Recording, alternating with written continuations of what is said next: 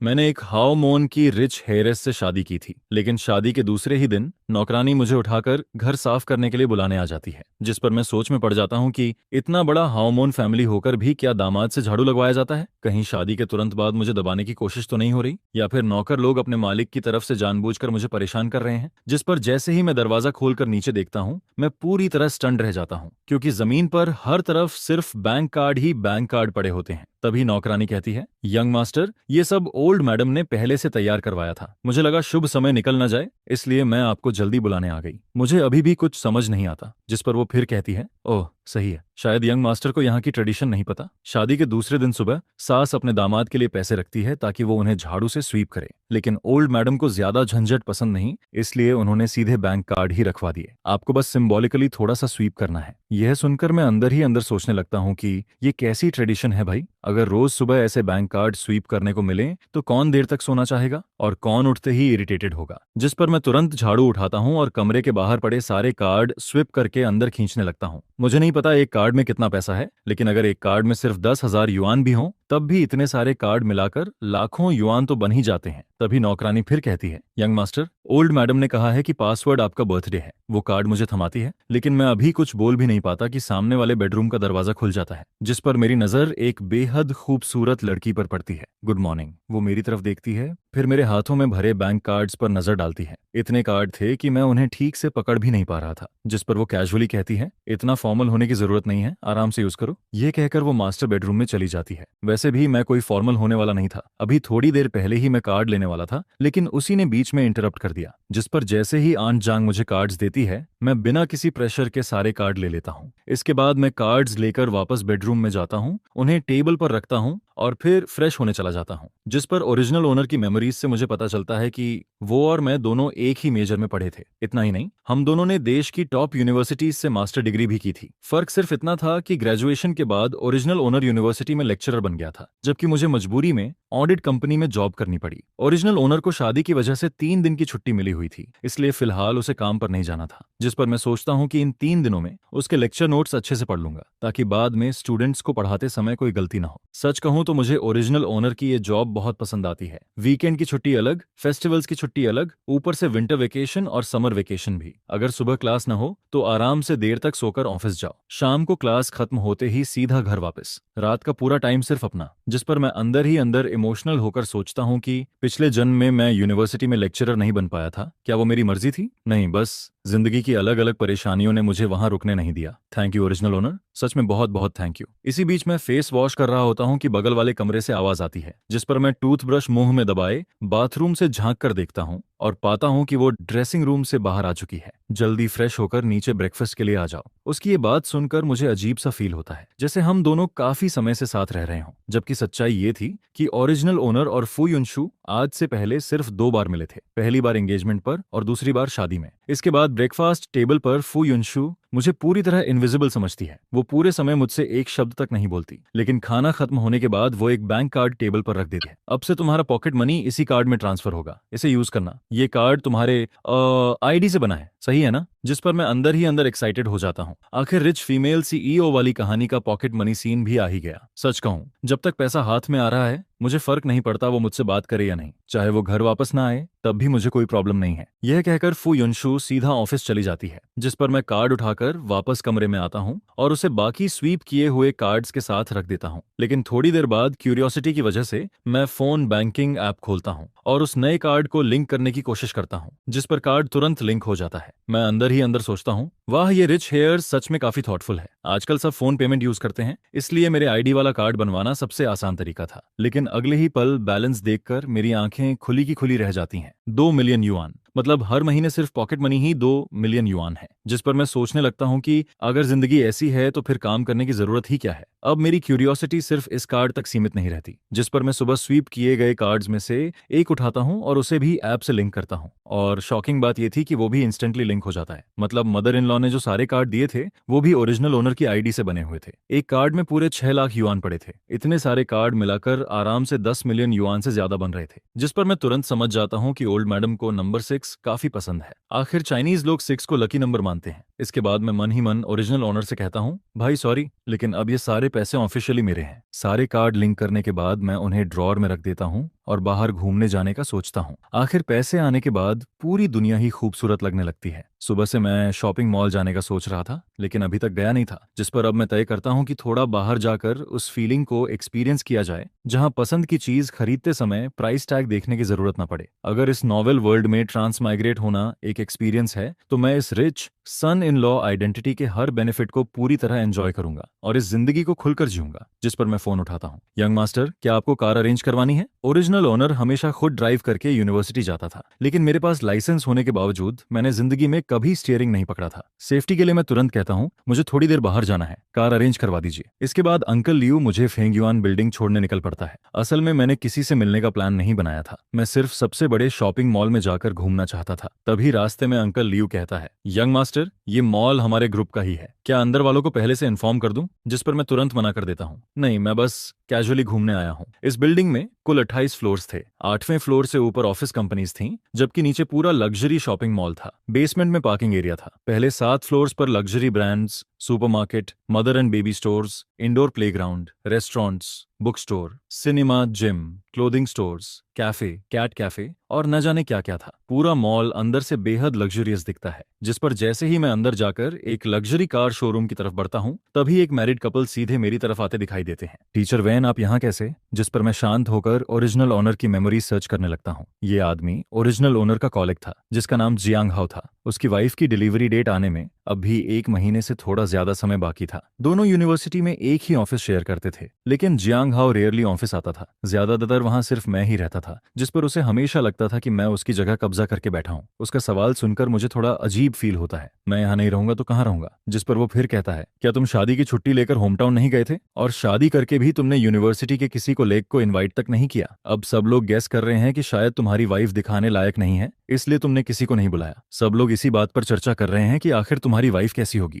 असल में original owner ने कभी भी कॉलेग्स को अपनी शादी के बारे में नहीं बताया था। किसी को ये तक नहीं पता था कि उसने किससे शादी की है। उसके लिए ये पूरी तरह पर्सनल मैटर था। और वैसे भी अगर वो लोगों से कहता कि उसकी वाइफ फू युनशु है तो शायद कोई विश्वास भी नहीं करता, क्योंकि नॉर्मल दिनों में ओरिजिनल ओनर बहुत लो प्रोफाइल रहता था। सब लोग यही सोचते थे कि वो किसी ऑर्डिनरी फैमिली से आया है, जबकि सच ये था कि उसका परिवार भी हाईचेंग की एक फेमस हाओमोन फैमिली था। उनकी शादी में आने वाले लोग बिजनेस वर्ल्ड और रिच फैमिलीज के बड़े बड़े लोग थे। कॉलेग्स को इनवाइट न करने की वजह सिर्फ इतनी थी कि ओरिजिनल ओनर को यूनिवर्सिटी ज्वाइन किए अभी आधा महीना ही हुआ था। वहां उसका कोई खास जान पहचान वाला था ही नहीं। हालांकि यूनिवर्सिटी के कुछ लीडर्स शादी में आए थे, जिस पर मैं कैजुअली जवाब देता हूँ, मेरी वाइफ जिंग सिटी में रहती है, मैं होम टाउन नहीं गया था। यह सुनकर जियांग हाओ फिर पूछता है, तो फिर तुम्हारी वाइफ तुम्हारे साथ क्यों नहीं आई? नॉर्मली शादी के बाद लोग मैरिज लीव लेते हैं, फिर वो अभी भी काम पर क्यों जा रही है? ये कंपनी देखते ही समझ आ रहा है कि प्रॉपर नहीं है, शादी की छुट्टी तक नहीं देती। इसके बाद वो खुद की कहानी शुरू कर देता है। जब मेरी शादी हुई थी तब मैंने 3 दिन की मैरिज लीव के अलावा एनुअल लीव भी ली थी। मैं अपनी वाइफ को बाली हनीमून पर लेकर गया था। तुम लोग हनीमून पर नहीं जा रहे क्या? जिस पर मैं उसके चेहरे की तरफ देखता हूँ और तुरंत समझ जाता हूँ कि असली बात क्या है। उसे बस दूसरों की पर्सनल लाइफ में दखल देना पसंद था, और साथ ही खुद को सुप्रिय साबित करना भी। जिस पर मैं हल्की मुस्कान के साथ कहता हूँ, वो अभी काम में बिजी है। सुबह बता रही थी कि इंटरनेशनल मीटिंग है, करोड़ों के डील पर डिस्कशन चल रहा है। मैं उसका टाइम वेस्ट नहीं करना चाहता था, इसलिए अकेले घूमने निकल आया। फिर मैं आगे कहता हूँ, और फ्यूचर में बच्चे होने के बाद नैनी रख लेंगे। पोस्टपार्टम पीरियड खत्म होते ही बेबी सिटर भी रख सकते हैं। यह सुनकर जियांग हाओ तुरंत पूछता है, तो तुम लोगों ने कन्फाइनमेंट सेंटर भी सिलेक्ट कर लिया होगा? जिस पर मैं अंदर ही अंदर हंस पड़ता हूँ। रिच फैमिलीज में बच्चे खुद कौन संभाल रहा है, वहां तो नैनी और बेबी सिटर रखना नॉर्मल बात है। मेरी ये कैजुअल बातें सीधे उसकी वाइफ के दिल में चुभ जाती हैं, क्योंकि उनकी फाइनेंशियल कंडीशन उतनी अच्छी नहीं थी। जिस पर जियांग हाओ का चेहरा तुरंत खराब हो जाता है। अभी नहीं चुना, देख रहे हैं, आज हम बेबी क्लॉथ्स खरीदने आए हैं। इसके बाद वो ऑकवर्ड होकर कहता है, अच्छा टीचर वेन, हम ऊपर 2nd फ्लोर जा रहे हैं, फिर मिलते हैं, ठीक है, बाय। उनके जाने के बाद मैं भी मदर एंड बेबी स्टोर की तरफ बढ़ जाता हूँ। मैं ओरिजिनल ओनर के चाइल्डहुड फ्रेंड के बच्चे के लिए कुछ न्यूबॉर्न सामान खरीदना चाहता था। उसकी वाइफ का अभी हाल ही में पोस्टपार्टम पीरियड खत्म हुआ था, और मजेदार बात यह थी कि जियांग हाओ से मिलने के बाद ही मुझे ओरिजिनल ओनर के उस क्लोज फ्रेंड की याद आई थी। लेकिन मुझे क्या पता था कि उसी मदर एंड बेबी स्टोर में मेरी मुलाकात जियांग हाओ कपल से दोबारा हो जाएगी। जिस पर मेरा घूमने का मूड थोड़ा खराब हो जाता है। स्टोर काफी बड़ा था, इसलिए मैं सीधे दूसरे सेक्शन में चला जाता हूँ ताकि उनसे दोबारा सामना ना हो, वरना फिर उसके सार्कास्टिक कमेंट्स सुनने पड़ते। इसके बाद मैं 1 लाख युआन से ज्यादा की शॉपिंग कर देता हूँ और डिलीवरी एड्रेस अपने दोस्त के घर का दे देता हूँ। फिर मैं गोल्ड स्टोर की तरफ निकल जाता हूँ। असल में ओरिजिनल ओनर को बचपन से ही ब्रांडेड चीजें और एक्सपेंसिव गिफ्ट्स मिलते रहे थे, इसलिए उसे गोल्ड ज्वेलरी में ज्यादा इंटरेस्ट नहीं था, लेकिन मैं अलग था। मैंने कभी इमेजिन भी नहीं किया था कि जिंदगी में ऐसा दिन आएगा जब मैं गोल्ड देखते हुए प्राइस की चिंता न करूं, जिस पर मैं अपने दोस्त के बच्चे के लिए एक गोल्ड लॉन्गेविटी लॉक खरीदता हूं, फिर अपने लिए भी एक गोल्ड ब्रेसलेट ले लेता हूं। बाकी क्लॉथ्स वगैरह खरीदने का मेरा कोई प्लान नहीं था। घर के ड्रेसिंग रूम में पहले से बहुत सारे कपड़े पड़े थे, बाद में खरीद लूंगा। जब मैं घर लौटता हूं तब सिर्फ 11 बजे हुए होते हैं, जिस पर मैं पहले शावर लेता हूं, फिर कैजुअल होम क्लोथ्स पहनकर बाहर आता हूं। तभी अचानक एक अनएक्सपेक्टेड कॉल आ जाता है। वेंचन, आज तुमने बच्चों के लिए इतना सारा सामान खरीदा। जिस पर मैं हंसते हुए पूछता हूं, तो क्या सबको पसंद आया? सामने से तुरंत जवाब आता है, बहुत पसंद आया, तुमने बिल्कुल हमारी पसंद की चीजें खरीदी हैं। वो टॉय कार तो इतनी प्रैक्टिकल है कि मेरा भी खेलने का मन कर रहा है। फिर वो एक्साइटेड होकर कहता है, और तुमने बच्चों के लिए गोल्ड लॉक भी खरीदा है? जिस पर मैं जवाब देता हूँ, हाँ, कल मैं खुद लेकर आऊंगा। अरे यार, इतना खर्चा क्यों किया? लेकिन अगले ही पल उसकी गॉसिप मोड चालू हो जाती है। अच्छा छोड़ो, ये बताओ कल रात कैसा रहा? ये सुनकर मैं तुरंत समझ जाता हूँ कि ये किस तरफ बात ले जाना चाहता है। जिस पर मैं सीधा बोल देता हूँ, हम दोनों अलग अलग कमरे में सोए थे। सामने वाला तुरंत शॉक हो जाता है, क्या अभी शादी हुई और तुम लोग अलग सो रहे हो? ऐसे तो तुम दोनों में फीलिंग्स डेवलप ही नहीं होंगी। आखिर तुम सोच क्या रहे हो? वो फिर आगे कहता है, तुम कोई कॉन्ट्रैक्ट मैरिज तो कर नहीं रहे, बाद में डिवोर्स का एग्रीमेंट भी नहीं है, तो मैरिड लाइफ कंटिन्यू करनी पड़ेगी ना? क्या तुम सच में फुयुनशु को बाहर किसी और को ढूंढने दोगे? उसकी बातें सुनकर मैं पूरी तरह साइलेंट हो जाता हूँ, क्योंकि वो सही कह रहा था। ये कोई कॉन्ट्रैक्ट मैरिज नहीं थी। अगर रिलेशनशिप चल सकती है तो नेचुरली उसे आगे बढ़ना ही चाहिए। जिस पर मैं ओरिजिनल नॉवेल की बातें याद करने की कोशिश करता हूँ। ओरिजिनल ओनर और फू युनशु का रिलेशनशिप आखिर कब क्लोज हुआ था? एक्सीडेंट कब हुआ था? बाद में दोनों के बीच फीलिंग्स डेवलप हुई थी या नहीं? लेकिन नॉवेल में इन इंपॉर्टेंट चीजों का कभी डिटेल में जिक्र ही नहीं किया गया था। कॉल कटने के बाद मैं काफी देर तक सोचता रहता हूँ। आखिर मैं ये फैसला करता हूँ कि ये जिंदगी मेरे लिए पूरी तरह नई शुरुआत है, इसलिए मैं किसी जल्दबाजी में नहीं पड़ूंगा। बस अपने दिल की सुनूंगा और अपने पेस पर आगे बढ़ूंगा। दोपहर में मैं बुक्स और लैपटॉप लेकर स्टडी रूम की तरफ जाता हूँ, जिस पर अंदर जाकर मैं नोटिस करता हूँ कि वहां सिर्फ फू युनशु का वर्क स्पेस ही नहीं था, बल्कि एक नया सेक्शन खास मेरे लिए भी तैयार किया गया था। तभी आन जांग समझाते हुए कहती हैं, घर के हर फ्लोर पर स्टडी रूम है। यंग मिस ने सोचा कि आपके काम में भी स्टडी रूम की जरूरत पड़ेगी। वो नहीं चाहती थी कि आपको बार बार स्टेयर्स चढ़ना पड़े, इसलिए उन्होंने ये जगह स्पेशली तैयार करवाई है। वो आगे कहती है, सेकंड फ्लोर वाले स्टडी रूम में नॉर्मली यंग मिस काम करती हैं और दूसरा हाफ आपका है। यह सुनकर मुझे थोड़ा सरप्राइज फील होता है। मैंने सोचा भी नहीं था कि फुयुनशु इतनी छोटी छोटी बातों का भी ध्यान रखती होगी। जिस पर मैं बिना फॉर्मल हुए सीधे अपने वर्क स्पेस में जाकर बैठ जाता हूँ। लैपटॉप और बुक्स रखते ही आन जांग मेरे लिए फ्रूट जूस रखकर चली जाती है। इसके बाद मैं अकेले बैठकर ओरिजिनल ओनर के प्रोफेशनल सब्जेक्ट्स पढ़ने लगता हूँ और कुछ देर बाद मुझे एहसास होता है कि उसकी पढ़ाई और मेरी पढ़ाई में ज्यादा फर्क नहीं था। जिस पर मुझे किताबों में लिखा कंटेंट बिल्कुल भी अनफेमिलियर नहीं लगता। आखिर कॉलेज टाइम में मैं हमेशा स्कॉलरशिप लेने वालों में से था, इसलिए फर्स्ट ईयर स्टूडेंट्स को पढ़ाना मेरे लिए कोई बड़ी बात नहीं थी। मुझे मास्टर डिग्री कंप्लीट किए अभी सिर्फ 2 महीने हुए थे और जॉब ज्वाइन किए भी आधा महीना ही हुआ था। अभी सितंबर का बीच चल रहा था। यही वो समय था जब नए फर्स्ट ईयर स्टूडेंट्स यूनिवर्सिटी में एडमिशन लेते हैं। उनकी मिलिट्री ट्रेनिंग को भी आधा महीना हो चुका था और अब जल्द ही उनकी रेगुलर क्लासेस शुरू होने वाली थी। लेकिन किसी तरह की गलती ना हो, इसलिए मैं पहले से लेक्चर देने की प्रैक्टिस करने लगता हूँ। इसी बीच नीचे फर्स्ट फ्लोर के लिविंग रूम में फू युनशु ऑफिस से वापस आती है। यंग मास्टर कहाँ है? जिस पर आन जांग जवाब देती है, यंग मास्टर ऊपर स्टडी रूम में है, वो बहुत मेहनती हैं। अभी थोड़ी देर पहले मैं उन्हें ड्रिंक देने गई थी, तब वो लेक्चर प्रैक्टिस कर रहे थे।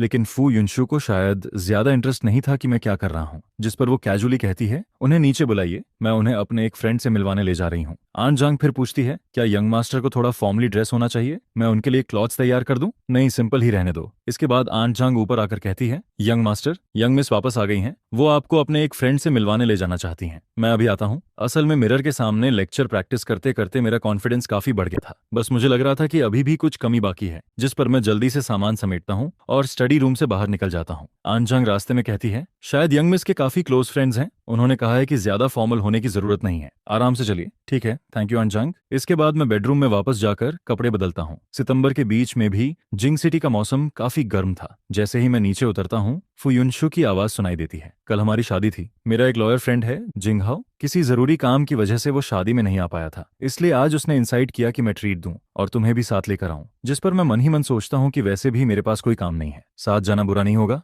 असल में मैं उसके फ्रेंड्स और रिलेटिव्स को थोड़ा और जानना चाहता था। आखिर मुझे ये भी पता लगाना था कि उसके किन लोगों से खराब रिलेशंस हैं, ताकि फ्यूचर वाले कार एक्सीडेंट के बारे में थोड़ा कॉशियस रह सकूं। रास्ते में वो अचानक पूछती है, आज तुम पूरे दिन घर पर ही थे? जिस पर मैं जवाब देता हूँ, नहीं, सुबह फेंग्युआन बिल्डिंग गया था, फेंग शाओ के बच्चे के लिए कुछ सामान खरीदा। इसके बाद कार धीरे धीरे एक शांत इलाके में पहुंचती है। बाहर एक साइनेज लगा था जिस पर रेस्टोरेंट का नाम लिखा हुआ था। फुयुनशु बताती है, ये एक फैमिली रेस्टोरेंट है, ऑनर हाइचेंग का है और यहाँ के हाइचेंग डिशेस काफी ऑथेंटिक हैं, शायद तुम्हें पसंद आए। फिर वो कार से उतरते हुए कहती है, चलो वो लोग अंदर इंतजार कर रहे हैं। जिस पर मैं पूछता हूँ, हम दोनों के अलावा और कौन है? वो जवाब देती है, एक मैरिड कपल है, तुम उन्हें देखते ही पहचान जाओगे। और सच में अंदर पहुंचते ही मैं उन्हें पहचान लेता हूँ। वो लेयू कपल थे, दोनों इंटरनेट पर बेहद फेमस ब्लॉगर्स थे। उनका जॉइंट अकाउंट लेयू कपल नाम से था। सभी प्लेटफॉर्म्स मिलाकर उनके 20 मिलियन से ज्यादा फॉलोअर्स थे। वांग यू एक लॉयर थी जो इंटरनेट पर लीगल नॉलेज शेयर करती थी। वो अलग अलग केसेस एक्सप्लेन करती थी और जरूरतमंद लोगों को फ्री लीगल हेल्प भी देती थी। वहीं उसका हस्बैंड रेन लई पहले सर्टिफाइड अकाउंटेंट था, लेकिन बाद में फुल टाइम हाउस हस्बैंड बन गया। वो बच्चे संभालने के साथ साथ डेली लाइफ वीडियोस बनाता था और लाइव स्ट्रीम सेलिंग भी करता था, जिस पर मैं अंदर ही अंदर राहत की सांस लेता हूँ। अच्छा हुआ, पढ़ाई के अलावा मैं शॉर्ट वीडियोस भी काफी देखता था, इसलिए इन्हें पहचान गया। इसके बाद फू युनशु मेरा इंट्रोडक्शन करवाती है। ये मेरे हस्बैंड हैं वेन चेन। शायद मुझे तुम दोनों का इंट्रोडक्शन इन्हें देने की जरूरत नहीं पड़ेगी। जिस पर दोनों हंसते हुए कहते हैं, हेलो ब्रदर इन लॉ। मैं भी मुस्कुराकर जवाब देता हूँ, हेलो, मैं आप दोनों को बहुत अच्छे से जानता हूँ, मैंने आपके अकाउंट फॉलो भी किए हुए हैं। यह सुनकर दोनों खुश हो जाते हैं। सच में? अरे वाह, ये तो हमारी खुशी की बात है। इसके बाद वांग यू कहती है, कल जब तुम्हारी शादी थी तब मैं कोर्ट में क्लाइंट का केस लड़ रही थी और रेन लई को अपने ग्रैंडफादर की तबीयत खराब होने की वजह से जियांग सिटी जाना पड़ा था, इसलिए हम लोग शादी में नहीं पहुंच पाए। फिर वो मुस्कुराकर कहती है, लेकिन बाकी फ्रेंड्स बता रहे थे कि मिस्टर विन बहुत हैंडसम है। आज देखकर लगता है सच में बिल्कुल Z tree in the wind जैसे हैं। इसके बाद वो फू युनशु की तरफ देखकर कहती है, युनशु तुम बहुत लकी हो। जिस पर फू युनशु हल्का ब्लश करते हुए कहती है, हाँ मैं सच में बहुत लकी हूँ। उसकी ये बात सुनते ही मेरा दिल जैसे एक पल के लिए रुक जाता है, क्योंकि ये पहली बार था जब मैंने उसे ब्लश करते हुए देखा था। इसके बाद वांग यू माहौल बदलते हुए कहती है, चलो पहले ऑर्डर करते हैं, देखो और क्या खाना है। धीरे धीरे बातचीत आगे बढ़ती है। मुझे पता चलता है कि जो कपल्स रिलेशनशिप या मैरिज में होते हैं उनका एक छोटा सा ग्रुप भी है। वो लोग कभी कभी साथ हाइकिंग, कैंपिंग और आउटिंग पर जाते रहते हैं। जिस पर रेन लई कहता है, मैं तुम्हें ग्रुप में ऐड कर दूंगा, बाद में हम सब साथ घूमने चलेंगे। डिनर खत्म होने के बाद हम लोग वापस कार में बैठते हैं। तभी फू युनशु कहती है, ये दोनों घूमने फिरने के मामले में एक्सपर्ट्स हैं। अगर तुम्हें हनीमून के लिए कोई जगह समझ ना आए तो रेन लई से पूछ सकते हो, या फिर जहां जाना हो मुझे बता देना। यह सुनकर मुझे लगा जैसे मैंने गलत सुन लिया हो। हनीमून? अचानक ये टॉपिक कहां से आ गया? और सबसे बड़ी बात, क्या हम दोनों सच में हनीमून पर जाएंगे? जिस पर मैं अंदर ही अंदर इमेजिन करने लगता हूं कि क्या हम वहां जाकर बस एक दूसरे को ब्लैंक फेस से देखते रहेंगे। तभी वो कामली कहती है, ये मॉम ने अरेंज किया है। मैंने तुम्हारे यूनिवर्सिटी लीडर से बात करके तुम्हारे लिए 1 महीने की छुट्टी अप्रूव करवा दी है, बस अभी तक तुम्हें बताया नहीं था। ये सुनकर मैं पूरी तरह स्टन रह जाता हूँ। सच में ये मदर इन लॉ अल्टीमेट निकली। मैं खुशी से कुछ बोल ही नहीं पाता। उस रात पूरे एक्साइटमेंट की वजह से मुझे नींद ही नहीं आती। आखिर अचानक से 1 महीने की छुट्टी मिल गई थी, जिस पर अगले दिन मैं सीधे सुबह 11 बजे उठता हूँ, फ्रेश होकर आरामदायक क्लोथ्स पहनता हूँ और ड्राइवर से कहता हूँ कि मुझे सीधे मेरे चाइल्डहुड फ्रेंड के घर ले चले। इसी बीच फू युनशु का मैसेज आता है, मुझे अचानक बिजनेस ट्रिप पर जाना पड़ रहा है, मैं कल वापस आऊंगी। इन 2 दिनों में तुम अपना सामान तैयार कर लेना। कल शाम हमारी फ्लाइट गैंग सिटी के लिए है। ये पढ़कर मैं अंदर ही अंदर दंग रह जाता हूँ। प्लेन टिकट्स तक पहले से बुक हो चुकी थी। सच में उसकी वर्किंग स्टाइल बेहद फास्ट और एफिशिएंट थी। कल रात मैंने बस इतना कहा था कि मुझे कोई ऑब्जेक्शन नहीं है, वो जैसे चाहे अरेंज कर सकती है। और अब हनीमून का पहला डेस्टिनेशन सीधे गैंग सिटी निकल आया। वैसे मुझे भी गैंग सिटी देखने की काफी इच्छा थी। आखिर वो जगह अपनी लग्जरी और नाइट लाइफ के लिए फेमस थी। लेकिन अफसोस, मैं अभी दोस्त के घर से खाना खाकर निकला ही था कि अचानक मदर इन लॉ साइड से एक कॉल आ जाता है, यंग मास्टर, ओल्ड मैडम गिर गई हैं, अभी उन्हें हॉस्पिटल ले जाया गया है। यह सुनते ही मैं तुरंत कॉल काटता हूँ और सीधे हॉस्पिटल की तरफ भागता हूँ। जब मैं पहुंचता हूँ तब mother in law already operation room में जा चुकी होती हैं, जिस पर सर्वेंट्स मुझे पूरी बात बताते हैं। यंग मास्टर, खाना खाने के बाद ओल्ड मैडम गार्डन में वॉक करने गई थी। वहां कॉर्नर में एक स्ट्रे कैट बैठी थी। उसे देखकर उन्हें दया आ गई और वो उसे खाना देने के लिए आगे बढ़ी। लेकिन परसों रात बारिश हुई थी, उस कोने की जमीन अभी भी गीली थी। ओल्ड मैडम का पैर फिसल गया और वो गिर गईं। इसके बाद सर्वेंट गंभीर आवाज में कहता है, डॉक्टर ने चेक करके बताया है कि उनकी राइट आर्म फ्रैक्चर हो गई है, राइट लेग भी बुरी तरह कट गई है, तुरंत सर्जरी करनी पड़ेगी। यह सुनकर मैं राहत की सांस लेता हूँ कि कम से कम उनका सिर जमीन से नहीं टकराया, बाकी शरीर भी सेफ था, वरना मैं सच में फुयुनशु को फेस नहीं कर पाता। सिर्फ सुनकर ही मुझे दर्द फील होने लगता है। आखिर उनकी उम्र भी काफी हो चुकी थी। ऐसी उम्र में गार्डन में गिरकर हाथ टूट जाना, उस वक्त उन्हें कितना दर्द हुआ होगा, ये सोचकर ही मेरा दिल भारी हो जाता है। जिस पर मैं मन ही मन सर्वेंट्स पर भी नाराज होता हूँ। इतने बड़े मैंशन में ओल्ड मैडम अकेली कैसे घूम रही थी? किसी को उनके साथ होना चाहिए था। इसी बीच मुझे याद आता है कि फादर इन लॉ तो इस समय अटलांटिक ओशन के उस पार वेकेशन एंजॉय कर रहे थे और फू युनशु भी बिजनेस ट्रिप पर बाहर गई हुई थी। अगर खबर मिल भी जाती तब भी उसे शाम की फ्लाइट का इंतजार करना पड़ता, तभी वो वापस आ पाती। जिस पर सबसे पहले वहां पहुंचने वाले इंसान होने के नाते मैं नौकरों और बटलर से सवाल किए बिना नहीं रह पाता। ओल्ड मैडम इस हालत में गिर गईं, पता नहीं उन्हें कितना दर्द सहना पड़ा होगा। उस वक्त कोई भी उनकी मदद करके उस बिल्ली को उठाने क्यों नहीं आया? लॉजिक से देखा जाए तो इतने बड़े रॉयल फैमिली जैसे घर में सिर्फ छोटे से गार्डन की सफाई के लिए भी काफी सारे सर्वेंट्स चाहिए होते हैं। फिर उस वक्त आंगन में मौजूद सर्वेंट्स आखिर गए कहाँ थे? और एक स्ट्रे कैट को ऐसे खुले में घूमने कैसे दिया गया? जिसके बाद दीवार के कोने में जमा पानी भी समय पर साफ क्यों नहीं किया गया? नॉर्मली हमेशा कोई ना कोई मैडम के साथ रहता है, लेकिन आज जब ओल्ड मैडम गार्डन में गई थी तो उनके साथ जाने वाले सर्वेंट को अचानक किसी काम से बुला लिया गया, जिस पर वो थोड़ी देर के लिए वहां से चला गया। उस वक्त मैं सबके साथ स्टडी कर रहा था, जिस पर मैं तुरंत बोलता हूँ, कौन सी स्टडी? मैंने मॉर्निंग क्लास, वीकली मीटिंग और मंथली रिव्यू के बारे में तो सुना है, लेकिन घर के सर्वेंट्स को खाने के बाद पढ़ाई करवाने की बात पहली बार सुन रहा हूँ। और मैंने तो कभी बटर को सर्वेंट्स को पढ़ाते हुए भी नहीं देखा। जिसके जवाब में वो कहता है, ये सेकंड मैडम का आइडिया था। उन्होंने कहा था कि ओल्ड मैडम का बर्थडे आने वाला है, इसलिए सीक्रेटली बर्थडे सेलिब्रेशन प्रिपेयर करना है ताकि उन्हें सरप्राइज दिया जा सके। इसी वजह से मैंने सोचा कि जब ओल्ड मैडम खाना खाकर आफ्टरनून रेस्ट के लिए जाएंगी तब सबको इस बारे में बताया जाए। यह सुनकर मैं सोच में पड़ जाता हूँ, ये सेकंड मैडम क्या वही नहीं जो फू युनशु की सेकंड आंट है और कहानी की फीमेल लीड की माँ भी? बैकग्राउंड स्टोरी में बताया गया था कि उसने सालों पहले फू फैमिली में शादी करने के लिए काफी गलत ट्रिक्स इस्तेमाल किए थे, जिस पर शादी के बाद उसे फू फैमिली में कभी ज्यादा रिस्पेक्ट नहीं मिली। लेकिन बाद में जब उसकी बेटी हेयर बन गई तब जाकर उसकी जिंदगी थोड़ी आसान होने लगी। फिर मैं सोचता हूँ, क्या उसकी रिलेशन अपनी मदर इन लॉ के साथ इतनी अच्छी थी? अगर ऐसा है तो फिर बर्थडे पार्टी सीक्रेटली प्रिपेयर करने की जरूरत ही क्या थी? जिस पर मैं गुस्से में बोलता हूँ, हर चीज की प्रायोरिटी होती है। इस मेंशन में तुम्हारा मेन काम ओल्ड मैडम का ध्यान रखना है, बाकी चीजें प्रोफेशनल्स को करने दो। क्या वो फैमिली के पास सर्वेंट्स हायर करने के लिए पैसे कम पड़ गए थे? लेकिन वो फिर कहता है, सेकंड मैडम ने कहा था, जिस पर मैं तुरंत उसे रोकते हुए बोलता हूँ, सेकंड मैडम, तुम सिर्फ उन्हीं की बातें क्यों सुनते हो? क्या उनकी हर बात हमेशा सही होती है? उधर ऑपरेशन थिएटर के ऊपर जलती हुई ऑपरेशन इन प्रोग्रेस वाली लाइट देखकर मेरा मन और बेचैन होने लगता है। मुझे लगा था कि फू युनशु यहाँ नहीं है और सन इन लॉ भी शायद इन सब बातों की परवाह नहीं करेगा, इसलिए मैंने ज्यादा नहीं सोचा। लेकिन अभी उसे देखकर साफ लग रहा था कि वो बहुत ज्यादा गुस्से में है।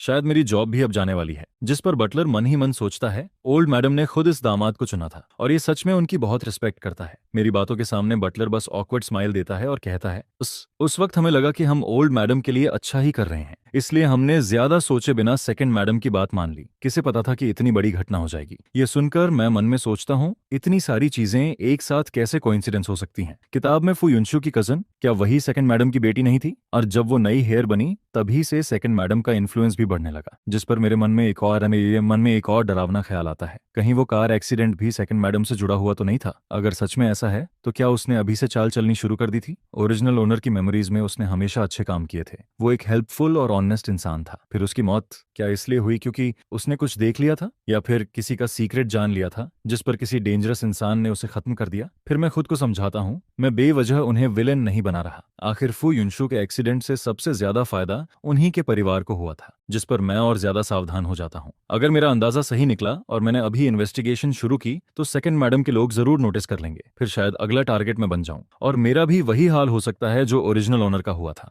यह सोचकर मैं तुरंत अपने एक्सप्रेशंस कंट्रोल करता हूँ। नहीं, मुझे अपनी फीलिंग्स बाहर नहीं दिखानी चाहिए। फिर मैं बटर से शांत आवाज में कहता हूँ, अगली बार ध्यान रखना, चाहे कुछ भी हो जाए, सबसे पहले ओल्ड मैडम की सेफ्टी जरूरी है। उनके आसपास हमेशा कोई ना कोई मौजूद रहना चाहिए और कोर्टयार्ड का हर कोना साफ होना चाहिए। अब जो होना था वो हो चुका था, इसलिए सब बस ऑपरेशन रूम के बाहर इंतजार करते रहते हैं। जिसके बाद मैं पूछता हूँ, फू युनशु को खबर दी गई? जिस पर बटर जवाब देता है, जी, यंग मिस को कॉल कर दिया गया है, वो वापस आने के रास्ते में है। समय ऐसे गुजरता है जैसे पूरा एक सेंचुरी बीत गई हो और आखिरकार डॉक्टर ओल्ड मैडम को ऑपरेशन रूम से बाहर लेकर आता है। जिस पर मैं नोटिस करता हूँ कि ये डॉक्टर फू युनशु का पुराना क्लासमेट है, इसलिए वो मुझे तुरंत पहचान लेता है और कहता है, मिस्टर वेन, ज्यादा चिंता मत कीजिए, ऑपरेशन ज्यादा कॉम्प्लिकेटेड नहीं था, बस बोन फ्रैक्चर हुआ था, इसलिए 3 नेल्स लगाने पड़े। ओल्ड मैडम को थोड़ा दर्द जरूर सहना पड़ेगा, लेकिन अगर वो अच्छे से रेस्ट करेंगी तो कुछ समय बाद ठीक हो जाएंगी। मैं राहत की सांस लेते हुए कहता हूँ, डॉक्टर, आपने बहुत मेहनत की, मैं पहले ओल्ड मैडम को देख लेता हूँ। इसके बाद मैं वार्ड में जाकर ओल्ड मैडम के बेड के पास खड़ा हो जाता हूँ। इस वक्त वो अभी भी अनकॉन्शियस थीं और उनके हाथ में ड्रीप लगी हुई थी। कमरे में मेरे अलावा बटरफिंग,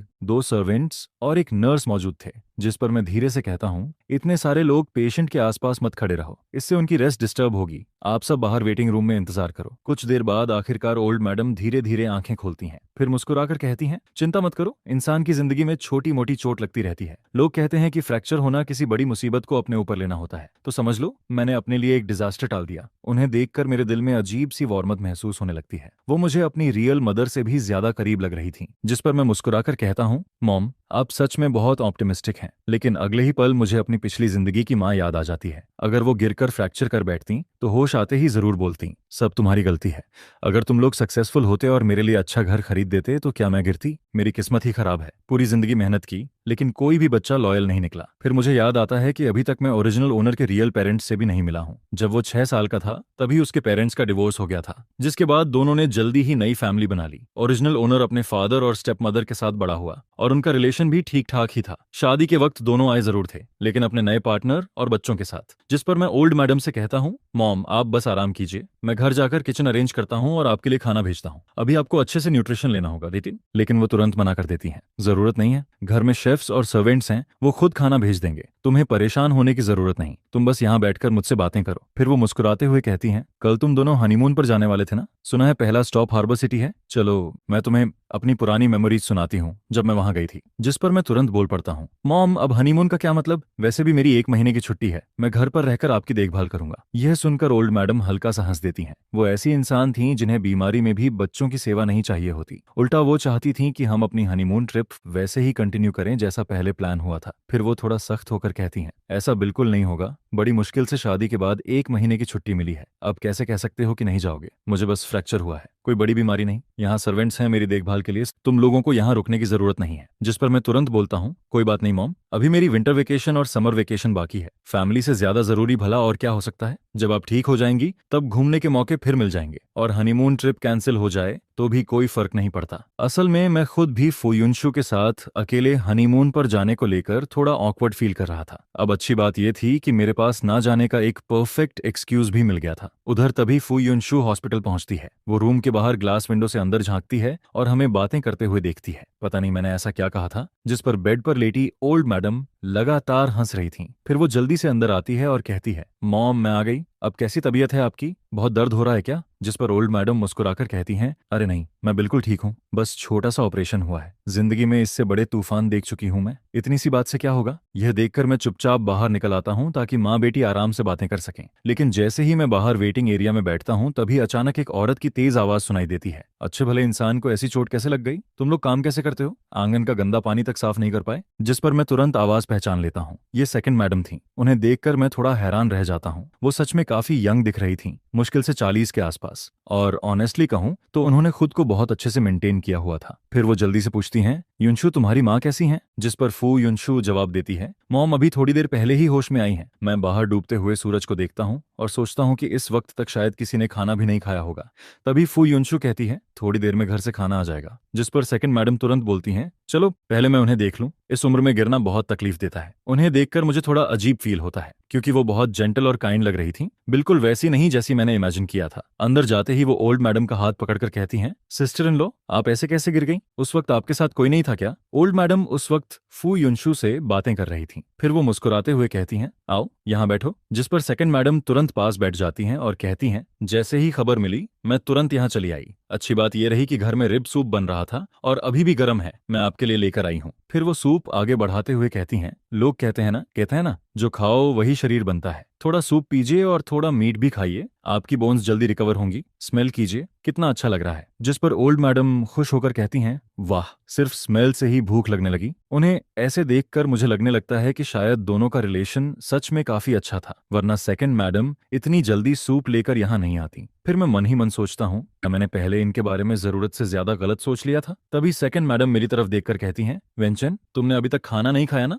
जिस पर मैं जवाब देता हूँ, यहाँ मॉम के साथ था इसलिए भूख का ध्यान ही नहीं रहा। फिर ओल्ड मैडम तुरंत बोलती हैं, जल्दी जाकर खाना खाओ, पहले खाना जरूरी है। जिस पर फू युनशु मेरी तरफ देखकर कहती हैं, चलो। इसके बाद हम दोनों हॉस्पिटल से निकलकर एक रेस्टोरेंट पहुंचते हैं। मैं कैजुअली पूछता हूँ, कुछ भी चलेगा, मुझे खाने में ज्यादा चॉइस नहीं है। लेकिन फिर भी मैं थोड़ा हेजिटेंट होकर पूछता हूँ, युनशु तुम श्योर हो कि हमें इसी रेस्टोरेंट में खाना चाहिए? तभी रेस्टोरेंट का मालिक मुस्कुराते हुए हमारे पास आता है और कहता है, यंग मिस, यंग मास्टर, आप लोग क्या खाना पसंद करेंगे? जिस पर फू युनशु कहती हैं, अंकल लिन, आप अपने स्पेशल डिशेस बना दीजिए और एक पॉट टी भी ले आइए। मैं क्यूरियस होकर पूछता हूँ, वैसे ये रेस्टोरेंट किसका है? जिस पर वो जवाब देती है, जो अभी आए थे वही यहाँ के शेफ भी हैं और ऑनर भी। वो मेरे ग्रैंडफादर के डिसिप्लिन हैं। पहले एक हाई क्लास होटल में हेड शेफ थे, बाद में कुछ हुआ जिसके बाद उन्होंने खुद का रेस्टोरेंट खोल लिया और इस रेस्टोरेंट में हाफ इन्वेस्टमेंट मेरे ग्रैंडफादर की है। यह सुनकर मैं थोड़ा शॉक्ड हो जाता हूँ। ग्रैंडफादर पहले शेफ थे? मुझे तुरंत महसूस होता है कि इस कहानी के पीछे जरूर कोई हिडन स्टोरी है, क्योंकि बाहर से सिंपल दिखने वाला ये रेस्टोरेंट अंदर से काफी लग्जरी था और यहाँ की प्राइसेस भी बिल्कुल चीप नहीं थी। जिस पर फुयुनशु धीरे से कहती है, हाँ, ग्रैंडफादर कुकिंग स्किल की वजह से ही ऊपर तक पहुंचे थे, लेकिन वो सब पुरानी बातें हैं, उन्हें याद ना करना ही बेहतर है। उसके चेहरे का एक्सप्रेशन देखकर साफ लग रहा था कि इसमें कोई पेनफुल मेमोरी जुड़ी हुई है, इसीलिए मैं भी टॉपिक बदल देता हूँ। तभी खाना आ जाता है और अंकल लिन मुस्कुराकर कहते हैं, आराम से खाना खाइए। जिस पर मैं बोलता हूँ, थैंक यू अंकल लिन। फिर फुयुनशु मुझे खाना टेस्ट करने के लिए कहती है, ट्राई करो, टेस्ट बहुत अच्छा है। यहाँ की सारी वेजिटेबल्स और मीट सबसे फ्रेश होते हैं, सब कुछ अपने फार्म से आता है, बिना पेस्टिसाइड और केमिकल फर्टिलाइजर के। अगर आगे कभी बाहर का खाना डर्टी लगे तो यहाँ आ जाना। इसके बाद घर लौटते वक्त मैं काफी देर तक सोचता रहता हूँ, फिर आखिरकार बोलता हूँ, कल हार्बर सिटी जाने का प्लान कैंसिल कर देते हैं। मॉम हॉस्पिटल में हैं और ऐसे में घूमने जाना सही नहीं लगेगा। जिस पर वो बिना ज्यादा रिएक्शन दिए बस कहती है, अगर नहीं जाना चाहते तो ठीक है। जब हम फिर हॉस्पिटल पहुंचते हैं तब तक ओल्ड मैडम सो चुकी थीं। बटर बताता है कि वो काफी देर तक सेकंड मैडम से बातें करती रही थीं, इसलिए जल्दी थक गईं। फिर बटर कहता है, आप दोनों अब घर जाइए, चिंता मत कीजिए। डीन ने स्पेशली 2 प्रोफेशनल केयर टेकर्स भेजे हैं जो शिफ्ट में ओल्ड मैडम का ध्यान रखेंगे। जिस पर फू युनशु मेरी तरफ देखकर कहती है, वांग यू, और बाकी लोग मुझे बाहर चलने के लिए बुला रहे हैं, तुम चलोगे? मैं सिर हिलाकर कहता हूँ, नहीं, मुझे अल्कोहल पीना नहीं आता, मैं घर जाकर रेस्ट करूंगा। जिस पर वो कहती है, ठीक है, मैं अंकल लियू को तुम्हें लेने भेज देती हूँ। फिर कुछ देर बाद वो फोन पर कहती है, ठीक है अंकल लियू, मुझे पता है आप पास ही हैं। इसके बाद वो मेरी तरफ मुड़कर कहती है, थोड़ी देर में वो आ जाएंगे। मैं हल्का सा मुस्कुराकर कहता हूँ, तुम भी कम ड्रिंक करना और ड्रिंक करने के बाद ड्राइव मत करना। रात की हल्की ठंडी हवा धीरे धीरे बह रही थी। उस वक्त मुझे अचानक ग्रैंडफादर की कही हुई बात याद आती है, जब कोई तुम्हारी चिंता करता है तभी असली हैप्पीनेस फील होती है। और शायद पहली बार मुझे भी उस हैप्पीनेस का थोड़ा एहसास होने लगता है। उधर फू युनशु की लैश एज हल्के से कांपती है। फिर वो धीरे से जवाब देती है, समझ गई।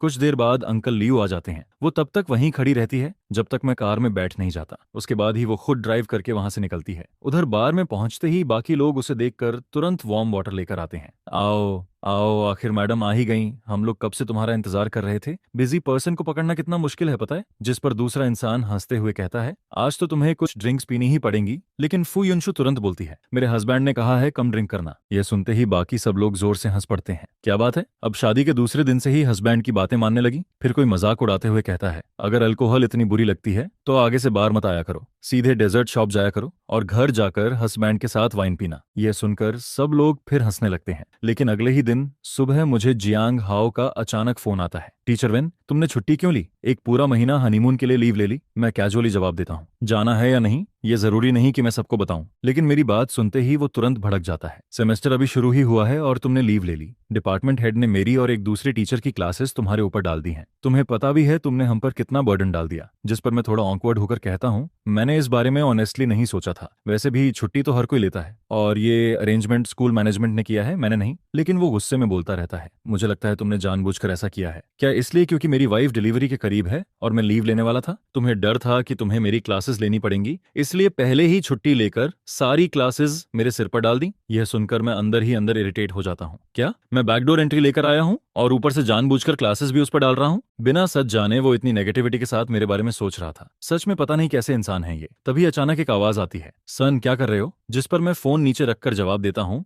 मॉम, आज सुबह जियांग हाओ ने अचानक कॉल किया था। उसने ना सिर्फ ये कहा कि तुम बैकडोर रिलेशन से अंदर आए हो, बल्कि ये भी बोल दिया कि तुमने अपनी सारी क्लासेस उस पर डाल दी। वो खुद को समझता क्या है? आखिर वो तुमसे ऐसे कैसे बात कर सकता है? जिस पर मॉम काफी गुस्से में बोलती रहती हैं, अगर कोई प्रॉब्लम थी तो आराम से बात करके सॉल्व नहीं कर सकता था क्या? कुछ क्लासेस ही तो हैं, उन्हें एडजस्ट किया जा सकता है। तुम रुको, अभी मैं तुम्हारे लिए बात करती हूँ। इसके बाद वो तुरंत फोन उठाती हैं और प्रिंसिपल को कॉल कर देती हैं। ओल्ड सू, ये काम तुमने ठीक से हैंडल नहीं किया। मेरा सन इन लॉ छुट्टी ले रहा था तो क्वाइटली नोटिस दे देते। अब पूरा स्कूल जान गया कि उसने हायर मैनेजमेंट के थ्रू लीव ली है, और वो एक्स्ट्रा क्लासेस उस टीचर को क्यों दे दी जिसकी वाइफ डिलीवरी लीव पर है। मैं कोई स्पेशल प्रिविलेज मांग नहीं रही, लेकिन तुम भी जानते हो ना मेरी ग्रैंडडॉटर की शादी कितनी मुश्किल से हुई है। क्या उन्हें थोड़ा टाइम साथ बिताने की जरूरत नहीं? अगर बॉन्डिंग ही नहीं होगी तो बच्चे कैसे होंगे? ये सुनकर मैं बिल्कुल स्पीचलेस हो जाता हूँ, लेकिन मॉम बिना रुके बोलती रहती हैं, दोनों अभी तक अलग अलग रूम में सोते हैं। अब तुम ही बताओ, मैं चिंता ना करूं तो कौन करे? और वैसे भी फू ग्रुप हर साल स्कूल को 50 मिलियन डोनेट करता है। मेरा सन इन लॉ थोड़ी सी छुट्टी ले ले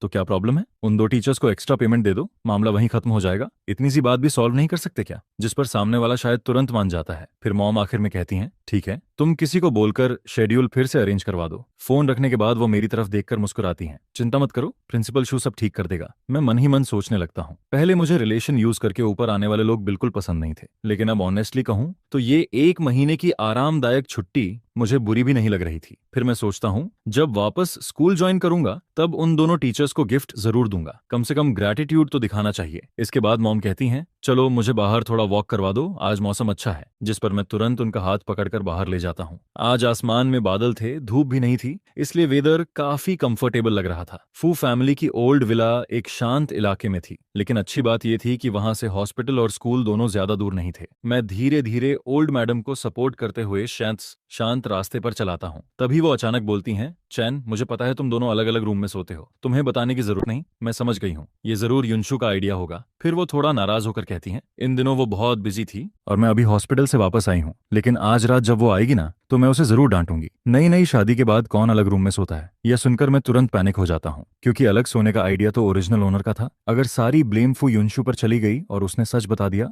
तो मेरी पोल खुल जाएगी। लेकिन मेरी चुप्पी देखकर ओल्ड मैडम उल्टा इमोशनल हो जाती हैं। तुम्हारा नेचर सच में बहुत अच्छा है, हर बात में कॉम्प्रोमाइज कर लेते हो और शिकायत भी नहीं करते। आज रात मैं उसे बोलूंगी कि वो तुमसे प्रॉपरली अपोलोजाइज करे। जिस पर मैं जल्दी से कहता हूँ, मॉम, इसकी जरूरत नहीं है, शादी से पहले हम बस एक बार मिले थे, नेचुरली हमें एक दूसरे को समझने में टाइम लगेगा और उसका काम भी बहुत बिजी है, धीरे धीरे सब ठीक हो जाएगा, आपको टेंशन लेने की जरूरत नहीं। और वैसे भी युनशु ने मेरे साथ कुछ गलत नहीं किया। लेकिन ओल्ड मैडम गहरी सांस लेते हुए कहती हैं, तुम लोगों को जल्दी नहीं है, लेकिन मुझे है। देखो, हमारी उम्र हो चुकी है, अब बस यही इच्छा है कि बच्चे और ग्रैंड चिल्ड्रेन हमारे आसपास हों। तुम्हारे फादर भी अगर ग्रैंड चिल्ड गोद में उठा लें तो शायद हर वक्त ट्रैवल करने की जिद छोड़ दें। फिर वो धीरे से बोलती हैं, असल में हम बूढ़े हो गए हैं, नहीं तो हम तुम्हें इतना फोर्स नहीं करते। पहले हमें लगता था कि बच्चे खुश रहें, वही काफी है, लेकिन उम्र बढ़ने के साथ कुछ अधूरे रिग्रेट्स दिल में रह जाते हैं। जिस पर वो हल्की आवाज में कहती हैं, हमारे घर में कोई थ्रोन तो नहीं है इनहेरिट करने के लिए, लेकिन प्रॉपर्टी बहुत ज्यादा है, आखिर उसे बाहर वालों के हाथ में कैसे जाने दें? यह सुनकर मुझे महसूस होता है कि उनकी बात बिल्कुल गलत भी नहीं थी। फू फैमिली सच में एक टॉप वेल्थी फैमिली थी और इतनी बड़ी प्रॉपर्टी नेचुरली इनहेरिटेंस इश्यू बन सकती थी। ओल्ड मैडम और ओल्ड मास्टर के पास सिर्फ फू युनशु ही थी,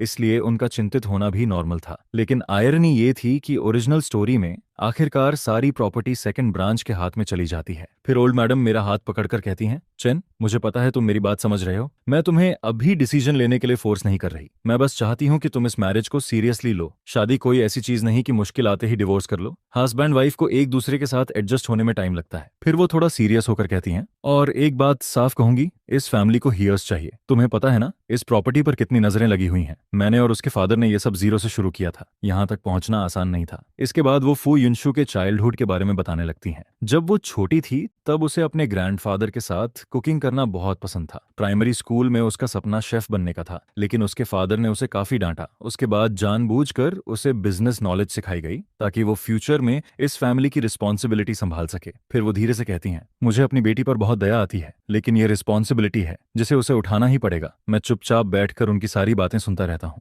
मेरे दिल में अजीब सी फीलिंग उठने लगती है। अब मुझे समझ आने लगता है कि जब उस दिन मैंने ग्रैंडफादर का जिक्र किया था तब फू युनशु का एक्सप्रेशन अचानक क्यों बदल गया था। शायद उसके चाइल्डहुड की सारी प्रेशर और मेमोरीज उसी से जुड़ी हुई थी, और शायद इसी वजह से वो बच्चे भी नहीं चाहती थी। जिस पर मैं धीरे से जवाब देता हूँ, मॉम, आपकी सारी बातें मैं समझता हूँ, लेकिन हमारी शादी को अभी ज्यादा वक्त नहीं हुआ, हमें थोड़ा समय चाहिए एक दूसरे के साथ एडजस्ट होने के लिए। और बच्चे की बात, वो सिर्फ चाहने से तुरंत नहीं हो जाता, हम दोनों अभी मेंटली तैयार नहीं है। लेकिन ओल्ड मैडम तुरंत बोलती हैं, मैंने तुम दोनों की प्रिमारियल हेल्थ रिपोर्ट देखी है, दोनों बिल्कुल हेल्दी हो, और लड़का लड़की अगर लंबे समय तक साथ रहें तो फीलिंग्स अपने आप डेवलप हो जाती हैं, इसलिए जल्दी बच्चा होना ही सबसे अच्छा है। उनका सीरियस एक्सप्रेशन देखकर मैं पूरी तरह निरुत्तर हो जाता हूँ। उस रात आखिरकार फू युनशु को वापस बुला लिया जाता है, जिस पर ओल्ड मैडम सख्त आवाज में कहती हैं, तुम दोनों अपने रूम में जाओ और थोड़ा रिलेशनशिप इंप्रूव करो, चाहे सिर्फ बैठकर बातें ही क्यों ना करो। फू युनशु शायद उन्हें नाराज नहीं करना चाहती थी, इसलिए वो क्वाइटली उठती है और मुझे साथ आने का इशारा करती है। मैं रूम में जाकर कैजुअली सोफा पर बैठ जाता हूँ और फोन चलाते हुए शाम की सारी बातें सोचने लगता हूँ। डिनर के वक्त ओल्ड मैडम ने फू युनशु को काफी डांटा था। उन्होंने कहा था कि वेडिंग नाइट पर उसे मुझे अकेला नहीं छोड़ना चाहिए था, लेकिन पूरी बात सुनने के दौरान फू युनशु ना तो कुछ डिनाई करती है और ना ही कोई एक्सप्रेशन दिखाती है। वो बस चुपचाप सब सुनती रहती है, जिस पर मैं मन ही मन सोचता हूँ शायद वो इस बात को सीरियसली नहीं ले रही। तभी अचानक वो मेरी तरफ देखकर पूछती है, आज मॉम ने तुमसे काफी बातें की ना? मैं कैजुअली जवाब देता हूँ, मैं उन्हें वॉक पर ले गया था, उन्होंने बहुत सारी बातें बताई। बच्चों वाली बात मैं जानबूझकर मेंशन नहीं करता, लेकिन तभी वो सीधा पूछती है, क्या तुमने मॉम से कहा कि मैं तुम्हें इग्नोर करती हूँ? जिस पर मैं तुरंत बोलता हूँ, नहीं, वो तो उन्होंने खुद कहा था। फिर वो मेरी आंखों में देखते हुए पूछती है, लेकिन तुमने उन्हें एक्सप्लेन भी नहीं किया, सही कह रही हो ना? इसके बाद कमरे में कुछ सेकंड के लिए साइलेंस छा जाता है। फिर वो धीरे से पूछती है, तो अब तुम्हारा क्या प्लान है? वापस अलग अलग रूम्स में सोना है या फिर हस्बैंड वाइफ की रिस्पॉन्सिबिलिटीज निभानी शुरू करें? ऐसा भी नहीं है कि ये नहीं हो सकता। पिछले जन्म में मैंने कभी किसी से प्यार तक नहीं किया था और न ही कभी उस तरह की कोई चीज एक्सपीरियंस की थी। फो वॉन तो इतनी खूबसूरत और दिल हिला देने वाली है, फिर मैं क्यों मना करूं? बच्चे तो अभी जरूरी नहीं है, लेकिन हस्बैंड वाइफ वाली लाइफ तो हो सकती है। तब हम लोग प्रिकॉशंस यूज कर लेंगे, है ना? लगता है दादी ने इनहेरिटेंस वाली बात भी तुमसे कर ली है। क्या तुम फ्यूचर में होने वाले बच्चे की पोजीशन मजबूत करना चाहते हो? मेरा वो मतलब नहीं है, मैं बस हस्बैंड वाइफ की रिस्पॉन्सिबिलिटी निभाने की बात कर रहा था। रहने दो रहने दो, आज मैं सोफा पर सो जाता हूँ। वापस आने के बाद भी एक ही रूम में रहने की जरूरत नहीं है। मैंने पहले ही मॉम से कह दिया था कि इस चीज की कोई जल्दी नहीं है। आखिर मैंने उस वक्त हाँ क्यों बोल दिया? अब तो मेरी असली रंगीन सोच सामने आ गई।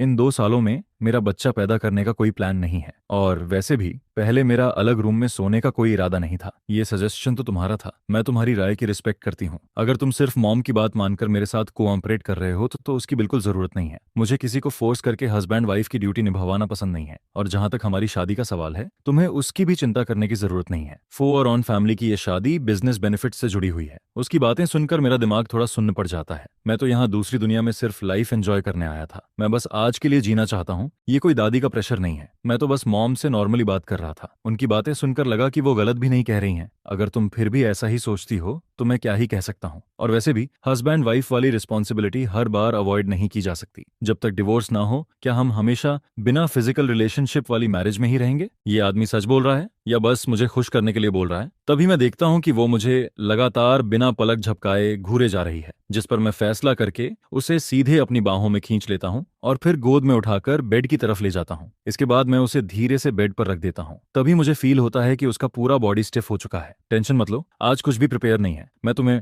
टच नहीं करूंगा। हम बस फ्रेश होकर सो जाते हैं। अगली सुबह जब मेरी आंख खुलती है तब तक मेरे बगल में कोई नहीं होता। फ्रेश होकर नीचे जाने के बाद वो पूछती है, अब ठीक फील कर रहे हो? इधर आकर बैठो। कल रात अच्छी नींद आई थी? जिस पर मैं कहता हूँ, हाँ बहुत अच्छी। आज सैटरडे है और तुम दोनों को काम पर भी नहीं जाना, कहीं घूमने चले जाओ। हमारे फैमिली का एक रिसोर्ट एरिया है, वहाँ का व्यू काफी सुंदर है। वान तो तुम्हें वहाँ घुमाने ले जाए तो कैसा रहेगा? मॉम डैड की उम्र अब काफी हो चुकी है, इसलिए कुछ बातें अगर मैं मान सकता हूँ तो मना नहीं करूंगा। बस वो खुश रहें, उसके लिए मैं कुछ भी करने को तैयार हूँ। मुझे लगा था कि जो चीज वो नहीं करना चाहती उसके लिए कोई भी उसे फोर्स नहीं कर सकता, लेकिन फो वानथुर बहुत ही ओबीडियंट डॉटर निकली। माँ बेटी का ऐसा रिश्ता देखकर मुझे काफी अच्छा लगता है। मैं कार की विंडो से बाहर सड़क को देखते हुए पुरानी यादों में खो जाता हूँ। इस दुनिया में आने के बाद दूर रहने वाले पेरेंट्स ने सिर्फ हमारी शादी के दूसरे दिन मुझे एक मैसेज भेजा था। उन्होंने कहा था, इतनी दूर आने की जरूरत नहीं है, नई बहू को वापस घर मत लाना। उसके बाद उन्होंने ज्यादा कांटेक्ट भी नहीं किया। सच कहूं तो मेरे अंदर हमेशा फैमिली अफेक्शन की कमी रही है, लेकिन ओरिजिनल बॉडी वाले पेरेंट्स का तो पहले ही डिवोर्स हो चुका था। ओरिजिनल ओनर बचपन से ही काफी इंडिपेंडेंट लाइफ जी रहा था। उस दिन जब मेरे पास कोई काम नहीं था, तब मैंने शादी के बाद पेरेंट्स द्वारा दिए गए एसेट्स का हिसाब लगाया। अगर सबको कैश में बदलें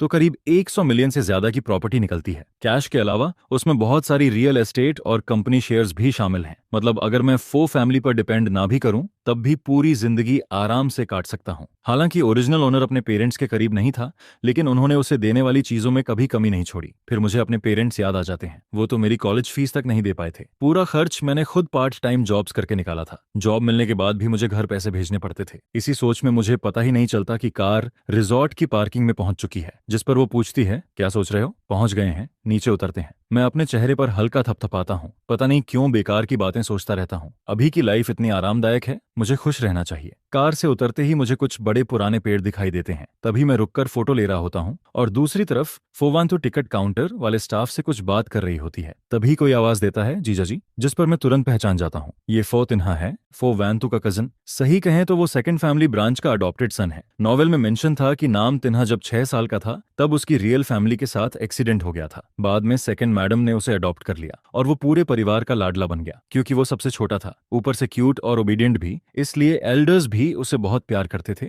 और बड़े भाई बहन भी बचपन से उसे पैम्पर करते आए थे। जिस पर फो वानथुर उससे पूछती है, यहाँ काम कैसा चल रहा है, ज्यादा बिजी तो नहीं रहते? वो जवाब देता है, सब बहुत अच्छा है। जब मैं यहाँ आया तब समर सीजन भी खत्म हो चुका था। थैंक्स सिस्टर, आपने डैड से कहकर मुझे यहाँ काम दिलवाया। मुझे ये जगह बहुत पसंद है। जिस पर वो मुस्कुराकर कहती है, पसंद है तो अच्छी बात है। आज सैटरडे है इसलिए मैं और तुम्हारे जीजा बस थोड़ा घूमने आए हैं। तभी वो एक्साइटेड होकर कहता है, तो फिर मैं आप दोनों को घुमाता हूँ। वैसे भी अभी मैं फ्री हूँ। सिस्टर जीजा, आप दोनों को ऐसे कभी कभी डेट पर निकलना चाहिए। तभी वो हंसते हुए कहती है, हमें तो दादी ने जबरदस्ती भेजा है, नहीं तो हम दोनों कहाँ बाहर निकलते। इसके बाद हम साइट सीइंग कार की पीछे वाली सीट पर बैठ जाते हैं। टीन हार रास्ते भर व्यूज के बारे में एक्सप्लेन करता रहता है। चारों तरफ का सीनरी बहुत सुंदर होता है और कई लोग खुले मैदान में कैंपिंग भी कर रहे होते हैं। तभी वो पूछता है, आज आप लोग यहीं रुकना चाहेंगे? यहाँ के ट्री हाउसेस बहुत शानदार हैं। दोपहर में सनसेट दिखता है और रात में स्टार्स भी साफ दिखाई देते हैं। ये सुनकर मैं तुरंत एक्साइटेड हो जाता हूँ। मेरे सामने बना ट्री हाउस पूरा वुडन स्ट्रक्चर का होता है। ऊपर जाने के लिए स्टेयर्स हैं और नीचे आने के लिए स्लाइड लगी हुई है। वहाँ एक स्विंग भी टंगा हुआ है। ट्री हाउस की बड़ी सी विंडो पर विंड चाइम्स लटक रही होती हैं जो बहुत सुंदर लगती हैं। जिस पर मैं पूछता हूँ, क्या हम सच में यहाँ रुक सकते हैं? मैं इमेजिन भी नहीं कर सकता कि मैं कितना खुश हूँ। वो हंसते हुए कहता है, बिल्कुल रुक सकते हैं, ये सब अपना ही है। जीजा जी, आपको जो रूम पसंद आए उसमें रह सकते हैं। जिस पर मैं कहता हूँ, तुम अरेंज कर दो,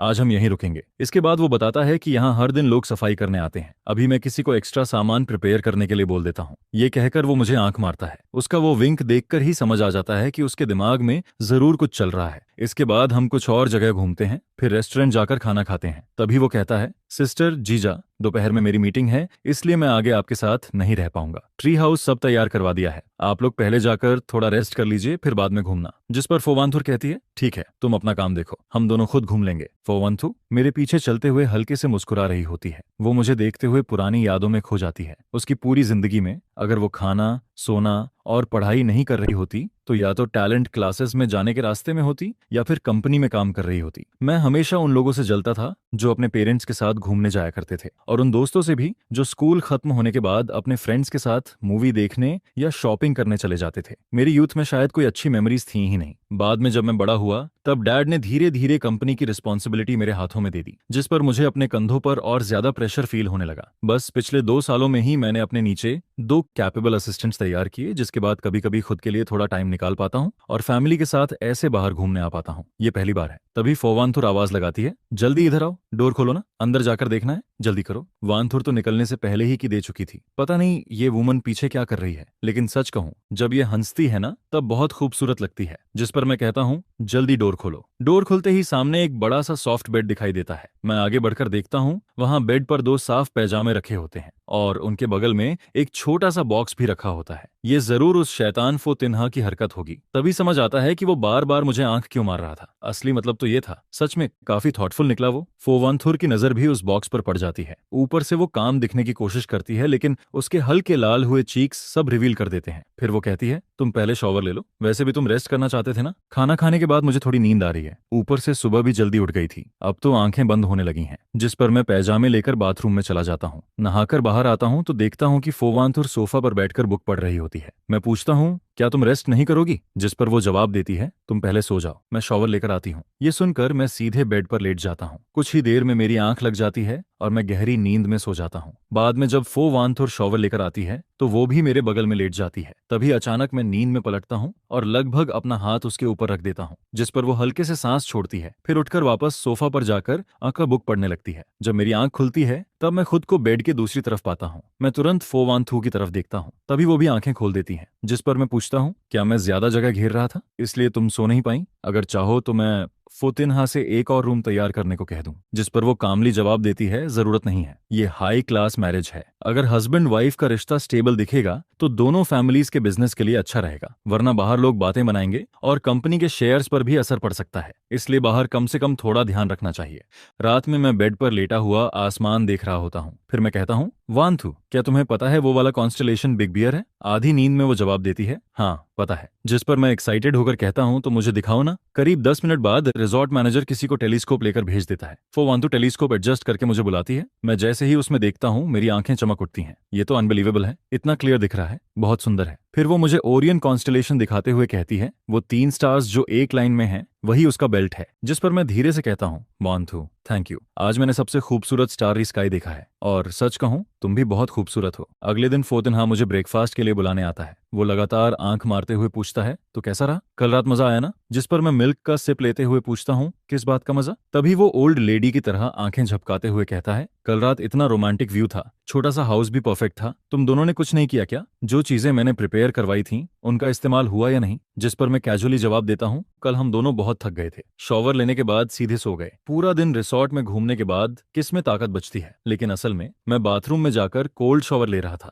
बाहर आने के बाद मैंने देखा कि फोवंथुर असिस्टेंट के साथ फोन पर बात कर रही थी। फिर वो लैपटॉप खोलकर आधी रात तक काम करती रही और मैं टेलीस्कोप से स्टार्स देखता रहा। ये सुनकर वो हंसते हुए कहता है, अच्छा अच्छा, मैं तो बस तुम दोनों का रिलेशनशिप और वार्म करने की कोशिश कर रहा था, लेकिन मेरे लिए पिछली रात सच में अनफॉरगेटेबल मेमोरी बन गई। रिसोर्ट से वापस आने के बाद फोवांतु मुझसे कहती है, मॉम को उनकी कुछ ओल्ड फ्रेंड्स घूमने ले गई हैं, इसलिए अगले कुछ दिनों तक ओल्ड मैंशन जाने की जरूरत नहीं है। सच में ओल्ड मैडम भी कम नहीं है, हाथ टूटने के बाद भी उनका घूमने का मन नहीं रुकता। मैं 2 दिन घर में पड़ा रहा और अब बोरियत होने लगी। बुक्स पढ़ने और लेसन प्लान्स देखने के अलावा कुछ करने को नहीं था। ओरिजिनल ओनर शायद हमेशा वर्कआउट मेंटेन करता था, लेकिन मुझे तो टेनिस खेलना ज्यादा पसंद है, क्यों मैं ना किसी को साथ खेलने के लिए बुलाऊं? तभी अचानक फोन बजता है। दूसरी तरफ से आवाज आती है, भाई बचाओ, क्या हुआ? बच्चा स्कूल चला गया है, मैं बोर्डम से मर रहा हूँ। अगर और घर में बंद रहा तो सच में फंगस लग जाएगी। उस दिन तुम्हारी घूमने वाली फोटोज देखी थी, जेलसी से पागल हो गया था, लेकिन वीकेंड में बच्चा घर पर था इसलिए कहीं जा नहीं पाया। ये सुनकर मैं हंस देता हूँ। इसका मेंटल स्टेट देखकर लगता ही नहीं कि कोई बड़ी प्रॉब्लम हुई है। सच में जैसे नींद में पड़े इंसान को पिलो मिल जाए। फिर मैं पूछता हूँ, टेनिस खेलने चलेगा? जिस पर वो तुरंत एक्साइटेड होकर कहता है, बिल्कुल, मेरे घर पर प्राइवेट टेनिस कोर्ट है, वहां आराम से खेलेंगे, कोई डिस्टर्ब भी नहीं करेगा, जैसे चाहो वैसे खेलना। मैं भी तुरंत एग्री कर देता हूँ। वैसे भी प्लेस और प्लेइंग पार्टनर दोनों एक साथ मिल गए, और उसका घर भी हमारे घर से ज्यादा दूर नहीं था, कार से सिर्फ आधा घंटा लगता है। बाद में बस अंकल लियो से कह दूंगा मुझे वहां छोड़ दिया करें। मैं पूरे घर में सूटेबल स्पोर्ट्स क्लोथ्स ढूंढता हूँ, लेकिन कुछ नहीं मिलता। तभी समझ आता है कि ओरिजिनल ओनर को स्पोर्ट्स में इंटरेस्ट ही नहीं था, इसलिए उसने कुछ प्रिपेयर नहीं किया। जिस पर मैं अंकल लियो से मॉल चलने को कहता हूँ। वहां जाकर मैं 2 कंफर्टेबल टेनिस आउटफिट्स खरीदता हूँ और फिर उसके घर पहुंचता हूँ। शुरुआत में हम दोनों आराम से खेल रहे होते हैं, तभी वो हंसते हुए कहता है, अभी तो सिर्फ वार्म अप चल रहा है, अब इस मूव को रोक कर दिखाओ, आज खेलकर बहुत मजा आ रहा है। आपात कब बात आ रही है? वैसे तुमने टेनिस किससे सीखी? कोई प्राइवेट कोच था क्या? जिस पर मैं दिमाग में पुरानी मेमोरीज सर्च करता हूँ। ओरिजिनल ओनर कॉलेज में टेनिस क्लब ज्वाइन कर चुका था। उसने कुछ समय ट्रेनिंग भी ली थी, लेकिन उसे इस गेम में ज्यादा इंटरेस्ट नहीं था। हालांकि उसके फैमिली कंडीशंस अच्छे थे, इसलिए प्राइवेट कोच होना कोई स्ट्रेंज बात नहीं लगती। मैं कैजुअली जवाब देता हूँ, कॉलेज में थोड़ा सीखा था। ये सुनकर वो कहता है, लेकिन तुम काफी अच्छा खेलते हो, तुम्हारे मूव्स भी बहुत प्रोफेशनल लग रहे हैं। बाद में तुम्हें वीडियो दिखाऊंगा। जब तुम टेनिस खेलते हो ना तब बहुत हैंडसम लगते हो। असल में यहाँ आने से पहले उसने मुझे मैसेज किया था, भाई क्या मैं तुम्हारा वीडियो बनाकर ऑनलाइन डाल सकता हूँ? और मैंने बिना सोचे हाँ बोल दिया था। इसीलिए जैसे ही मैं उसके घर में एंटर हुआ उसने रिकॉर्डिंग शुरू कर दी। कुछ देर बाद हम रेस्ट करते हैं, शॉवर लेते हैं, कपड़े बदलते हैं और फिर सोफा पे बैठकर वो वीडियो देखते हैं। तभी वो एक्साइटेड होकर कहता है, भाई तुम बिल्कुल एनर्जेटिक कॉलेज स्टूडेंट जैसे लग रहे हो। इसके बाद वो मेरी बॉडी की तारीफ करने लगता है, इन लॉन्ग लेग्स को देखो और ये मसल्स भी। जवान होना सच में कितना अच्छा होता है, और रिच होना उससे भी अच्छा। पैसे हो तो जो चाहो खरीद सकते हो, फ्री टाइम में जिम जा सकते हो, स्विमिंग कर सकते हो, यहाँ तक कि प्राइवेट ट्रेनर भी हायर कर सकते हो। ऐसी बॉडी तो बननी ही थी। फिर मैं हंसते हुए कहता हूँ, लेकिन नामलोई तुम भी काफी हैंडसम हो। तभी नामलोई हंसते हुए कहता है, देखो तो सही तुम कितने मैस्कुलिन लग रहे हो। हाँ हाँ हाँ, इधर आओ, तुम्हें भी ये मैस्कुलिनिटी फील करवाता हूँ। उसी समय बगल में रखा रिकॉर्डिंग डिवाइस अभी भी ऑन होता है और वो हमारी सारी बातें रिकॉर्ड कर रहा होता है। हम लोग के घर खाना खाने के बाद मैं वापस घर लौट आता हूँ। घर आकर मैं दोपहर की नींद लेता हूँ। जब मेरी आंख खुलती है तब फोन के शॉर्ट वीडियो ऐप से नोटिफिकेशन आती है कि मेरे पास 99 से ज्यादा अनरीड मैसेजेस पड़े हैं। मैं ऐप खोलता हूँ तो प्राइवेट मैसेजेस और कमेंट्स इतने ज्यादा होते हैं कि देखना मुश्किल हो जाता है। तभी पता चलता है कि मेरे जाने के बाद नहम लोई ने वीडियो एडिट करके ऑनलाइन अपलोड कर दिया था। उसने मेरा अकाउंट भी टैग किया था। क्या यही होती है मिलियंस फॉलोअर्स वाले इन्फ्लुएंसर की ताकत? क्या मैं सच में फेमस हो गया हूँ? तभी कई लोग मैसेज भेजने लगते हैं, हैंडसम भाई सामने आ जाओ ना, प्लीज डेली लाइव वीडियोस और अपलोड करो, आंखों को सुकून मिल जाएगा, आपकी बॉडी शेप कमाल की है, थोड़ा जिम टिप्स भी शेयर करो ना, भैया उस टेनिस आउटफिट का लिंक मिलेगा क्या? इतने सारे मैसेजेस देखकर मैं खुद भी घबरा जाता हूँ। कुछ लोग पूछ रहे थे कि क्लोथ्स कौन से ब्रांड के हैं, कुछ बोल रहे थे कि वो अपने बॉयफ्रेंड के लिए भी वही खरीदना चाहते हैं। तभी नेहम लोई मुझे मैसेज करता है, भाई वीडियो देखा, तुम फेमस हो गए हो। अभी अकाउंट खोला तो मैं खुद शॉक हो गया, पहली बार इतने सारे इंटरेक्शंस देख रहा हूँ और लोग तुम्हारे क्लॉथ्स तक पूछ रहे हैं उन्हें। फिर वो थोड़ा हेजिटेट करते हुए पूछता है, क्या ये वीडियो तुम्हें परेशान कर रही है? अगर अनकंफर्टेबल लग रहा हो तो मैं डिलीट कर दूं? जिस पर मैं तुरंत जवाब देता हूं, नहीं नहीं, उसकी जरूरत नहीं है। इसके बाद मैं उससे पूछता हूं, अगर मैं फैशन मैचिंग या फिटनेस ब्लॉगर जैसा कंटेंट बनाऊं तो कैसा रहेगा? आजकल शॉर्ट वीडियोस का जमाना है, सच कहूं तो मैं भी इसे ट्राई करना चाहता हूं। जिस पर वो एक्साइटेड होकर कहता है, बिल्कुल कर सकते हो, मैं पहले ही बता रहा हूं, क्या पता हूं, अगर तुम शॉर्ट वीडियोस बनाना शुरू कर दो ना तो थोड़े ही समय में फॉलोअर्स एक्सप्लोड कर जाएंगे। नहम लोई की ये बात सुनकर मुझे भी लगने लगता है कि शायद पॉपुलैरिटी का रास्ता सच में खुल चुका है। उसी समय फो ग्रुप की बॉस फोवांथुर मीटिंग खत्म करके एलिवेटर से बाहर निकलती है। तभी सेक्रेटरी रूम के पास से गुजरते हुए वो कुछ लोगों की बातें सुन लेती है। तुम लोगों ने नहम लोई का नया वीडियो देखा? उसके साथ टेनिस खेलने वाला लड़का इतना हैंडसम है कि कमेंट्स में लोग पागल हो रहे हैं। दूसरी लड़की बोलती है, हाँ देखा, नहम लोई ने उसका पर्सनल अकाउंट भी टैग किया है, लेकिन उसके अकाउंट पर अभी ज्यादा कुछ नहीं है। फिर कोई कहता है, कमेंट्स में लोग पूछ रहे थे कि उसका गर्लफ्रेंड है या नहीं, लेकिन नहम लोई ने रिप्लाई किया कि वो मैरिड है। पता नहीं किस लड़की की किस्मत इतनी अच्छी है। दूसरी तुरंत बोल पड़ती है, उसका टेनिस आउटफिट देखा, लेटेस्ट लग्जरी ब्रांड वाला था और उसकी बॉडी सीरियसली परफेक्ट थी, मुझे तो लगता है उसके एब्स भी होंगे। और मैंने तो किसी को ये भी कहते देखा कि वो किम डे यूनिवर्सिटी का लेक्चरर है। ये सब सुनने के बाद फोवांथु वापस अपने ऑफिस में चली जाती है। फिर वो ऐप खोलती है जिसे वो बहुत कम इस्तेमाल करती थी। उसे याद आता है कि पहले जब वू और नेहम लोई ने अपना अकाउंट बनाया था तब उन्होंने ग्रुप में मैसेज करके सबसे फॉलो करने को कहा था। उस वक्त उसने शायद अपने दूसरे अकाउंट से उन्हें फॉलो किया था, लेकिन उसके बाद कभी ऐप खोला ही नहीं। वीडियो ढूंढना आसान था क्योंकि थंबनेल में साफ मैं और नहम लोई टेनिस खेलते दिखाई दे रहे थे। वीडियो देखते हुए फो वान थू को खुद एहसास नहीं होता कि उसकी नजरें लगातार मुझ पर टिकी हुई हैं। उस रात जब वो घर लौटती है तब मैं सोफा पर बैठा होता हूँ। फिर मैं पूछता हूँ, वान थू, अगर मैं घर पर वीडियोस बनाऊं तो तुम्हें कोई प्रॉब्लम तो नहीं होगी? जिस पर वो पूछती है, अचानक वीडियोस बनाने का मन कैसे हुआ? मैं मुस्कुराकर जवाब देता हूँ, 1 महीने से घर पर हूँ, खाली बैठे बैठे बोर्डम होने लगी थी, इसीलिए सोचा कुछ नया ट्राई करूं। वो शांत आवाज में कहती है, अगर ट्राई करना चाहते हो तो करो, लेकिन पहले से मेंटली तैयार रहना, नेगेटिव कमेंट्स भी आएंगे और खुद पर ज्यादा प्रेशर मत लेना। असल में वो कहना चाहती थी कि हमारे घर में तुम्हें पैसे कमाने की जरूरत नहीं है,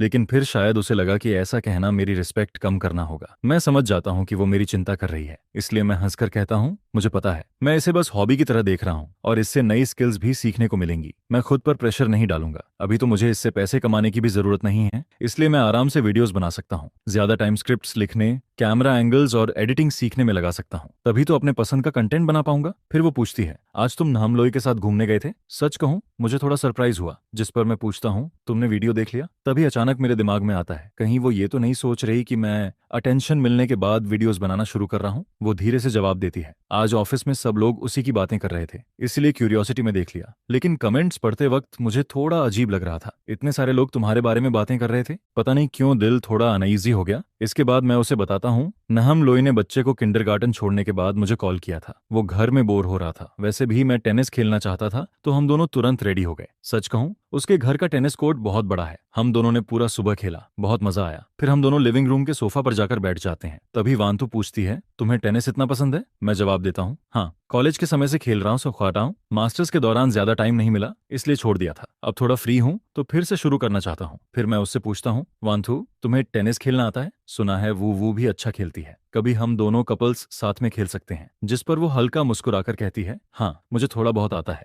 मैं तुरंत कहता हूँ, अगर नहीं भी आता तो कोई बात नहीं, मैं तुम्हें सिखा दूंगा। इसी दौरान नाम लोई द्वारा अपलोड किया गया वीडियो लगातार वायरल होता जा रहा था। जब लोग मेरे प्रोफाइल पर आते हैं तो उन्हें मेरा पहला अपलोडेड वीडियो भी दिखाई देता है। वीडियो अपलोड होने के सिर्फ 2 घंटे में ही व्यूज 1 लाख पार कर जाते हैं, फॉलोअर्स भी तेजी से बढ़ने लगते हैं। जिस पर मैं एक्साइटेड होकर सोचता हूँ, लगता है मैंने पॉपुलैरिटी का असली कोड पकड़ लिया है। अच्छा हुआ जो मैंने 1-on-1 फिटनेस कोच हायर किया था। पहले ट्रेनिंग सेशन के बाद ही मैंने एक वर्कआउट शेयरिंग वीडियो बना लिया। वीडियो में मैं कुछ आसान एक्सरसाइजेस सिखा रहा होता हूँ। ये वीडियो एक प्रोफेशनल जिम रूम में शूट किया गया था। वीडियो शूट और एडिटिंग सीखने के लिए मैंने कुछ ऑनलाइन कोर्सेज भी ज्वाइन किए और ये पूरा प्रोसेस मुझे बहुत अचीवमेंट वाला फील दे रहा था। इसी दौरान एक दिन मुझे लियंगतम का फोन आता है, जो ओरिजिनल ओनर की रियल मदर होती है। वो पूछती है, बेटा अचानक वीडियोस बनाने का कैसे सोच लिया, आजकल काम पर नहीं जा रहे क्या? जिस पर मैं जवाब देता हूँ, मदर इन लॉ ने मुझे 1 महीने की छुट्टी दिलवा दी है। वो थोड़ा शिकायत करते हुए कहती है, पहले तो तुम कहते थे घर बहुत दूर है इसलिए आने की जरूरत नहीं, अब छुट्टी मिली है फिर भी घर वापस आना याद नहीं आया? उनकी बातें सुनकर मेरा दिल थोड़ा भारी हो जाता है। मुझे हमेशा लगता था कि ओरिजिनल ओनर और उसके पेरेंट्स ज्यादा क्लोज नहीं थे, इसलिए ना वो कांटेक्ट करते थे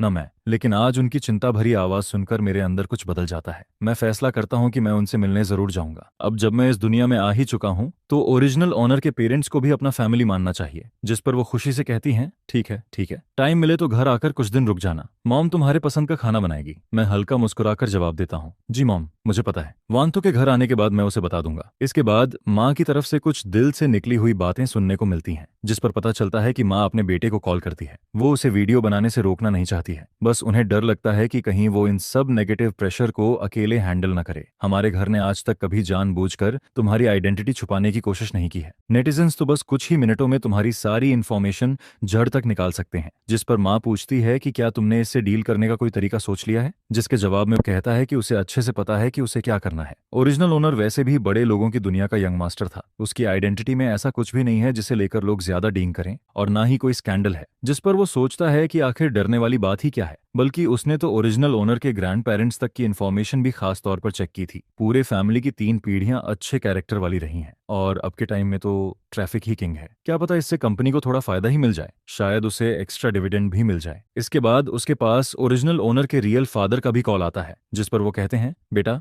वही बात फिर से कहूंगा, जो करना है करो, अगर कोई प्रॉब्लम आए तो सीधे मुझे बताना, मैं सब संभाल लूंगा। यह सुनकर उसे पहली बार ऐसा फील होता है कि चाहे कुछ भी हो जाए उसके पीछे खड़े रहने वाला कोई है। ओरिजिनल ओनर सच में प्यार की कमी वाला इंसान नहीं था। फिर उसका दोस्त उसकी तारीफ करते हुए कहता है, नाइस है भाई, वीडियो काफी अच्छा शूट किया है, तो अब कंपनी के प्रोडक्ट्स प्रमोट कब कर रहा है? जिस पर वो हंसते हुए कहता है, अरे दीदी को मेरी क्या जरूरत पड़ेगी, मेरी थोड़ी बहुत पॉपुलैरिटी की तुलना उन बड़े स्टार्स से कैसे होगी? वो लोग बस एक लाइव स्ट्रीम में करोड़ों की सेल्स कर देते हैं, मैं तो बस मजाक में बोल रहा था। दीदी अगर मुझे सपोर्ट करती है तो वो सिर्फ एक लाइन बोलने भर की बात है। जिस पर सामने वाला कहता है कि उसने ये बात पहले ही उसकी सिस्टर को बता दी है और उसकी सारी इन्फॉर्मेशन भी प्रॉपरली सिक्योर रखी जाएगी। यह सुनकर वो चैन की सांस लेते हुए थैंक यू बोल देता है। इसके बाद शिया युनझो उसे डिनर के लिए बुलाता है, जिस पर वो आन जांग से कहता है कि आज रात शिया युनझो ने उसे बाहर खाने पर बुलाया है, इसीलिए वो घर पर खाना नहीं खाएगा। साथ ही वो कहता है कि युनशु को भी बता देना ताकि वो जल्दी घर लौट आए। फिर दोनों हॉटपॉट रेस्टोरेंट में बैठे होते हैं, जिस पर शिया युनझो कहता है, मैंने स्पाइसी हॉटपॉट और टोमेटो हॉटपॉट दोनों ऑर्डर कर दिए हैं, ये दोनों हमारे फेवरेट हैं। इसके बाद वो उसे गौर से देखते हुए पूछता है, सिर्फ 10-15 दिन नहीं मिले और तेरी आंखों के नीचे डार्क सर्कल्स इतने हैवी कैसे हो गए? जिस पर वो थकी हुई आवाज में कहता है, मत पूछ यार, बच्चा रात भर रोता रहता है। मैं, माँ और नैनी तीनों को शिफ्ट बदल बदल कर रात में उसे संभालना पड़ता है। आजकल मेरी स्लीप पूरी तरह खराब हो चुकी है। आज वाइफ फाइनली बिजनेस ट्रिप से वापस आई है, इसलिए उसे घर पर बच्चे के साथ छोड़कर मैं तुझे बाहर खाने बुला पाया। यह सुनकर वो पूछता है, क्या हर 2 महीने के बच्चे को ऐसा फेज होता है? जिसके जवाब में शिया युनजो कहता है, नहीं, हर बच्चे को नहीं, शायद कुछ बच्चे हाई डिमांड टाइप के होते हैं, लेकिन सुन, मैं और मेरी वाइफ सेकंड चाइल्ड कभी नहीं करेंगे। फिर वो अचानक टॉपिक बदलते हुए पूछता है, वैसे तू आजकल काम पर नहीं जा रहा तो हनीमून ट्रिप जैसा कुछ प्लान क्यों नहीं करता? जिस पर वो कहता है, युनशु की कंपनी में बहुत काम है और मुझे भी लगता है कि अभी कहीं जाना सही नहीं होगा, साथ में रहते हुए थोड़ा ऑकवर्ड फील होता है। यह सुनकर शिया युनजो जोर से हंस पड़ता है, क्या ऑकवर्ड भाई, कहीं ऐसा तो नहीं कि तुम दोनों के बीच अभी तक कुछ हुआ ही नहीं? यह सुनकर वो तुरंत घबरा जाता है और कहता है, अरे ये हॉटपॉट रेस्टोरेंट है, मेरा घर नहीं, कैसी बातें कर रहा है? जिस पर शिया युनजो आराम से कहता है, रिलैक्स, यहाँ कौन हमारी बातें सुन रहा है, लेकिन सच बोलूं तो ऐसे सेक्सलेस मैरिज में रहना ठीक नहीं है। यह सुनकर वो थोड़ा शर्माते हुए कहता है, इस बारे में मैं बस इतना कह सकता हूँ कि हम किस कर चुके हैं। फिर वो बताता है कि इन दिनों युनशु खाना खाने के बाद सीधे स्टडी रूम में चली जाती है और जब तक वो बेडरूम में लौटती है तब तक वो खुद सो चुका होता है। रिसोर्ट से वापस आने के बाद से उसे ऐसा लग रहा है कि युनशु जानबूझकर उससे दूरी बना रही है। जिस पर शिया युनझो कहता है, ये कैसे हो सकता है? वो खाना खाकर स्टडी रूम में जाती है तो तू उसका इंतजार नहीं कर सकता? लेकिन वो बात टालते हुए कहता है, छोड़ना, अब खाना खाते हैं। इसके बाद वो घर लौट आता है, जिस पर सर्वेंट उसे देखकर कहती है, यंग मास्टर वापस आ गए। फिर वो बताती है कि ये कॉफी मैडम युनशु के लिए है। ये सुनकर वो पूछता है, इतनी रात में भी कॉफी? जिस पर सर्वेंट बताती है कि मैडम ने खुद प्रिपेयर करने को कहा है, शायद आज इंटरनेशनल मीटिंग है इसलिए देर तक काम करना पड़ेगा। फिर सर्वेंट उससे कहती है कि वो कॉफी ऊपर पहुंचा दे, लेकिन वो खुद कॉफी हटाकर युनशु के लिए वार्म मिल्क तैयार करता है। इसके बाद वो उसके स्टडी रूम में जाता है और कहता है, मिल्क पी लो और थोड़ा रेस्ट कर लो। जिस पर युनशु पूछती है, माँ वापस आ गई? वो कहता है, हाँ अभी आया हूँ। नीचे आन जान कॉफी लेकर जा रही थी, लेकिन मुझे लगा रात में कॉफी कम पीनी चाहिए, इसलिए मैंने इसे मिल्क से रिप्लेस कर दिया। यह सुनकर युनशु मुस्कुरा देती है और कहती है, थैंक यू, तुम सच में बहुत थॉटफुल हो। फिर वो पूछती है, केक खाओगे मेरे साथ? जिस पर वो हैरान होकर पूछता है, केक कहाँ से आया? युनशु बताती है कि रास्ते में बेकरी दिखी तो उसने कैजुअली खरीद लिया। नीचे वाले फ्रिज में तो सिर्फ इंग्रेडिएंट्स भरे पड़े रहते हैं, इसलिए वो केक ऊपर ले आई। ये सुनकर वो हंसते हुए कहता है कि इस फ्रिज में पहली बार केक रखा गया है, वरना इसमें हमेशा ड्रिंक्स ही रहती थीं। इसके बाद युनशु कहती है कि आज अचानक उसका मन हुआ कि वो उसके साथ केक खाए। जिस पर वो मुस्कुराते हुए कहता है, तो फिर मुझे जेंटलमैन बनकर तुम्हारा साथ देना ही पड़ेगा। आज जिम में जो मेहनत की थी वो सब बेकार चली जाएगी। यह सुनकर युनशु पूछती है, तो खाओगे या नहीं? जिसके जवाब में वो कहता है, खाऊंगा, पहले तुम खाओ। फिर वो केक टेस्ट करते हुए कहता है, सच में बहुत टेस्टी है। पता नहीं केक अच्छा है या इसलिए अच्छा लग रहा है क्योंकि तुम मुझे खुद खिला रही हो। इसके बाद वो टेबल साफ करने के लिए उठ जाता है और युनशु से कहता है कि उसने सुना है उसकी मीटिंग शुरू होने वाली है, इसलिए वो उसे डिस्टर्ब नहीं करेगा। लेकिन तभी अचानक एक कॉल आता है, जिस पर युनशु का एक्सप्रेशन तुरंत बदल जाता है और वो कहती है, क्या? मैं अभी पहुंचती हूँ। यह देखकर वो पूछता है, क्या हुआ? जिसके जवाब में युनशु बताती है कि फू नियानैन ने देर रात किसी को मार दिया है और अभी पुलिस स्टेशन में है। इसके बाद वो अपनी असिस्टेंट से कहती है कि आज की इंटरनेशनल मीटिंग ली क्वाओ हैंडल करेगा। फिर वो उससे कहती है कि वो चिंता न करे और जल्दी सो जाए, उसे इंतजार करने की जरूरत नहीं है। जिस पर वो भी उसे रास्ते में केयरफुल रहने को कहता है, लेकिन उसके जाने के बाद भी उसे नींद नहीं आती, क्योंकि फू नियानैन सेकंड मैडम की बेटी और युनशु की कजन है, साथ ही ओरिजिनल स्टोरी की फ्यूचर हायर भी, और अब तक वो उससे कभी मिला भी नहीं था। जिस पर वो क्यूरियोसिटी में उसका नाम इंटरनेट पर सर्च करता है और उसे फू नियानैन का शॉर्ट वीडियो अकाउंट मिल जाता है। वीडियोस में वो काफी एनर्जेटिक लड़की दिखाई देती है, साथ ही फैक्ट्री वर्कर्स के साथ भी बहुत अच्छे से घुल मिलकर रहती है। फिर एक वीडियो के नीचे कमेंट दिखता है, अरे सिस्टर नियानैन, क्या आप अपने ही फैमिली फैक्ट्री में काम कर रही हो? मेहनत करते रहो, सिस्टर युनशु तुम्हारे साथ गलत नहीं होने देगी, जल्दी ही तुम्हें हेडक्वार्टर्स में बुला लिया जाएगा। जिसके जवाब में फू नियानैन ने लिखा होता है, आई लव फैक्ट्री, फैक्ट्री मुझे खुश रखती है। यह देखकर उसे याद आता है कि नॉवेल में एक बार मीटिंग के दौरान फू नियानन ने बताया था कि ग्रेजुएशन के तुरंत बाद उसे फैक्ट्री में ट्रेनिंग के लिए भेजा गया था, फिर अलग अलग डिपार्टमेंट्स में भी काम कराया गया, यानी युनशु ने उसे कोई स्पेशल प्रिविलेज नहीं दिया था, उसने भी नीचे से शुरू किया था। यह सब देखकर उसे लगता है कि सेकंड मैडम, फू शिंगहे और फू नियानैन, ये तीनों लोग काफी अच्छे हैं। अब बस युनशु के सेकंड अंकल ही ऐसे हैं जिनसे वो अभी तक नहीं मिला। लेकिन तभी गलती से उसका हाथ स्लिप हो जाता है और वो फू नियानैन की पोस्ट लाइक कर देता है, जिस पर वो तुरंत फ्रीज हो जाता है। उसे लगता है कि शायद फू नियानैन ने उसकी लाइक नोटिस कर ली होगी और अब वो ये बात युनशु को भी बता देगी। इसके बाद युनशु का मैसेज आता है, अभी तक सोए नहीं, चिंता मत करो, उसने सिर्फ सेल्फ डिफेंस में ऐसा किया था। ये सुनकर वो थोड़ा शांत हो जाता है और युनशु से कहता है कि वो जल्दी वापस आ जाए। लेकिन जब युनशु रात में लौटती है तब तक उसकी सारी नींद उड़ चुकी होती है। वंस उसकी स्लीप टूट जाए फिर उसके लिए दोबारा सोना आसान नहीं रहता। जिस पर फो वांथू वापस आकर धीरे से पूछती है, तुम अभी तक सोए नहीं? जिसके जवाब में वो कहता है, नींद नहीं आ रही थी इसलिए बस नॉक पड़ रहा था। फिर वो तुरंत पूछ बैठता है, वैसे आज रात आखिर हुआ क्या था? जिस पर फो वांथू आराम से कहती है, कोई बड़ी बात नहीं थी। इसके बाद वो बाथरूम में चली जाती है, लेकिन जब तक वो नहाकर बाहर आती है तब तक वो आधा सो चुका होता है। फिर फो वांथू आकर उसके बगल में लेट जाती है। शायद पेट के बल सोना अनकंफर्टेबल लग रहा था, इसलिए नींद में ही वो करवट बदल देता है। लेकिन अगले ही पल उसका पूरा शरीर सीधे फो वांथू के सॉफ्ट बॉडी के ऊपर आ गिरता है, जिस पर वो झटके से जाग जाता है। अब दोनों के चेहरे एक दूसरे से बस कुछ इंच की दूरी पर होते हैं। वो उसकी बॉडी वार्मथ और शॉवर जेल की हल्की खुशबू को साफ फील कर सकता था, जिस पर उसे पिछली बार वाला अनफॉरगेटेबल किस याद आ जाता है। लेकिन इस बार वो तुरंत किस नहीं करता, बल्कि चुपचाप उसके रिएक्शन को देखने लगता है। धीरे धीरे फो वांथुर का चेहरा लाल होने लगता है। यह देखकर उसका हार्ट बीट भी तेज हो जाता है। फिर दोनों बस एक दूसरे को देखते रहते हैं और कमरे का एटमॉस्फेयर धीरे धीरे रोमांटिक और एम्बिगियस होने लगता है, जिस पर वो धीरे से उसके करीब आता है और उसके लिप्स पर हल्का सा किस कर देता है। इसके बाद अगली सुबह जब उसकी आंख खुलती है तब तक उसके बगल में सो रही वुमन जा चुकी होती है। वो फोन उठाकर टाइम देखता है और सुबह के 10 बज चुके होते हैं। फिर उसे फो वांथू का मैसेज दिखता है, मैं ऑफिस जा रही हूँ, जिस पर उसके चेहरे पर हल्की स्माइल आ जाती है। वो रिप्लाई करने ही वाला होता है कि तभी उसकी मदर इन लॉ का वीडियो कॉल आ जाता है, जिस पर वो तुरंत कॉल उठाकर कहता है, गुड मॉर्निंग मॉम। यह सुनकर वो हंसते हुए कहती हैं, अरे मैंने कहीं तुम्हारी नींद तो खराब नहीं कर दी? जिसके जवाब में वो कहता है, नहीं मॉम, मैं भी अभी अभी उठा हूँ। फिर वो पूछता है, आप घर वापस आ गई? जिस पर वो कहती हैं, हाँ आज सुबह ही पहुंची हूँ, दोपहर में यहाँ आ जाना, मैं तुम दोनों के लिए बहुत सारे गिफ्ट्स लाई हूँ। जिस पर वो तुरंत हामी भर देता है। इसके बाद जब वो पुराने घर के कोर्टयार्ड में पहुंचता है, तब वो देखता है कि उसकी मदर इन लॉ किसी आदमी से बात कर रही हैं। पास जाकर देखने पर उसे पता चलता है कि वो आदमी फोवानथू का सेकंड अंकल है। जिस पर वो पोलिटली ग्रीट करता है। फिर सेकंड अंकल कहते हैं, सुना था तुम्हारी माँ वापस आ गई हैं, इसलिए लिन सिटी लौटने से पहले मिलने आ गया। इसके बाद वो उससे पूछते हैं, आज तुम काम पर नहीं गए? जिस पर उसकी मदर इन लॉ हंसते हुए कहती हैं, अरे अभी अभी तो दोनों की शादी हुई है, इसलिए मैंने सोचा थोड़ा छुट्टी दे दूं।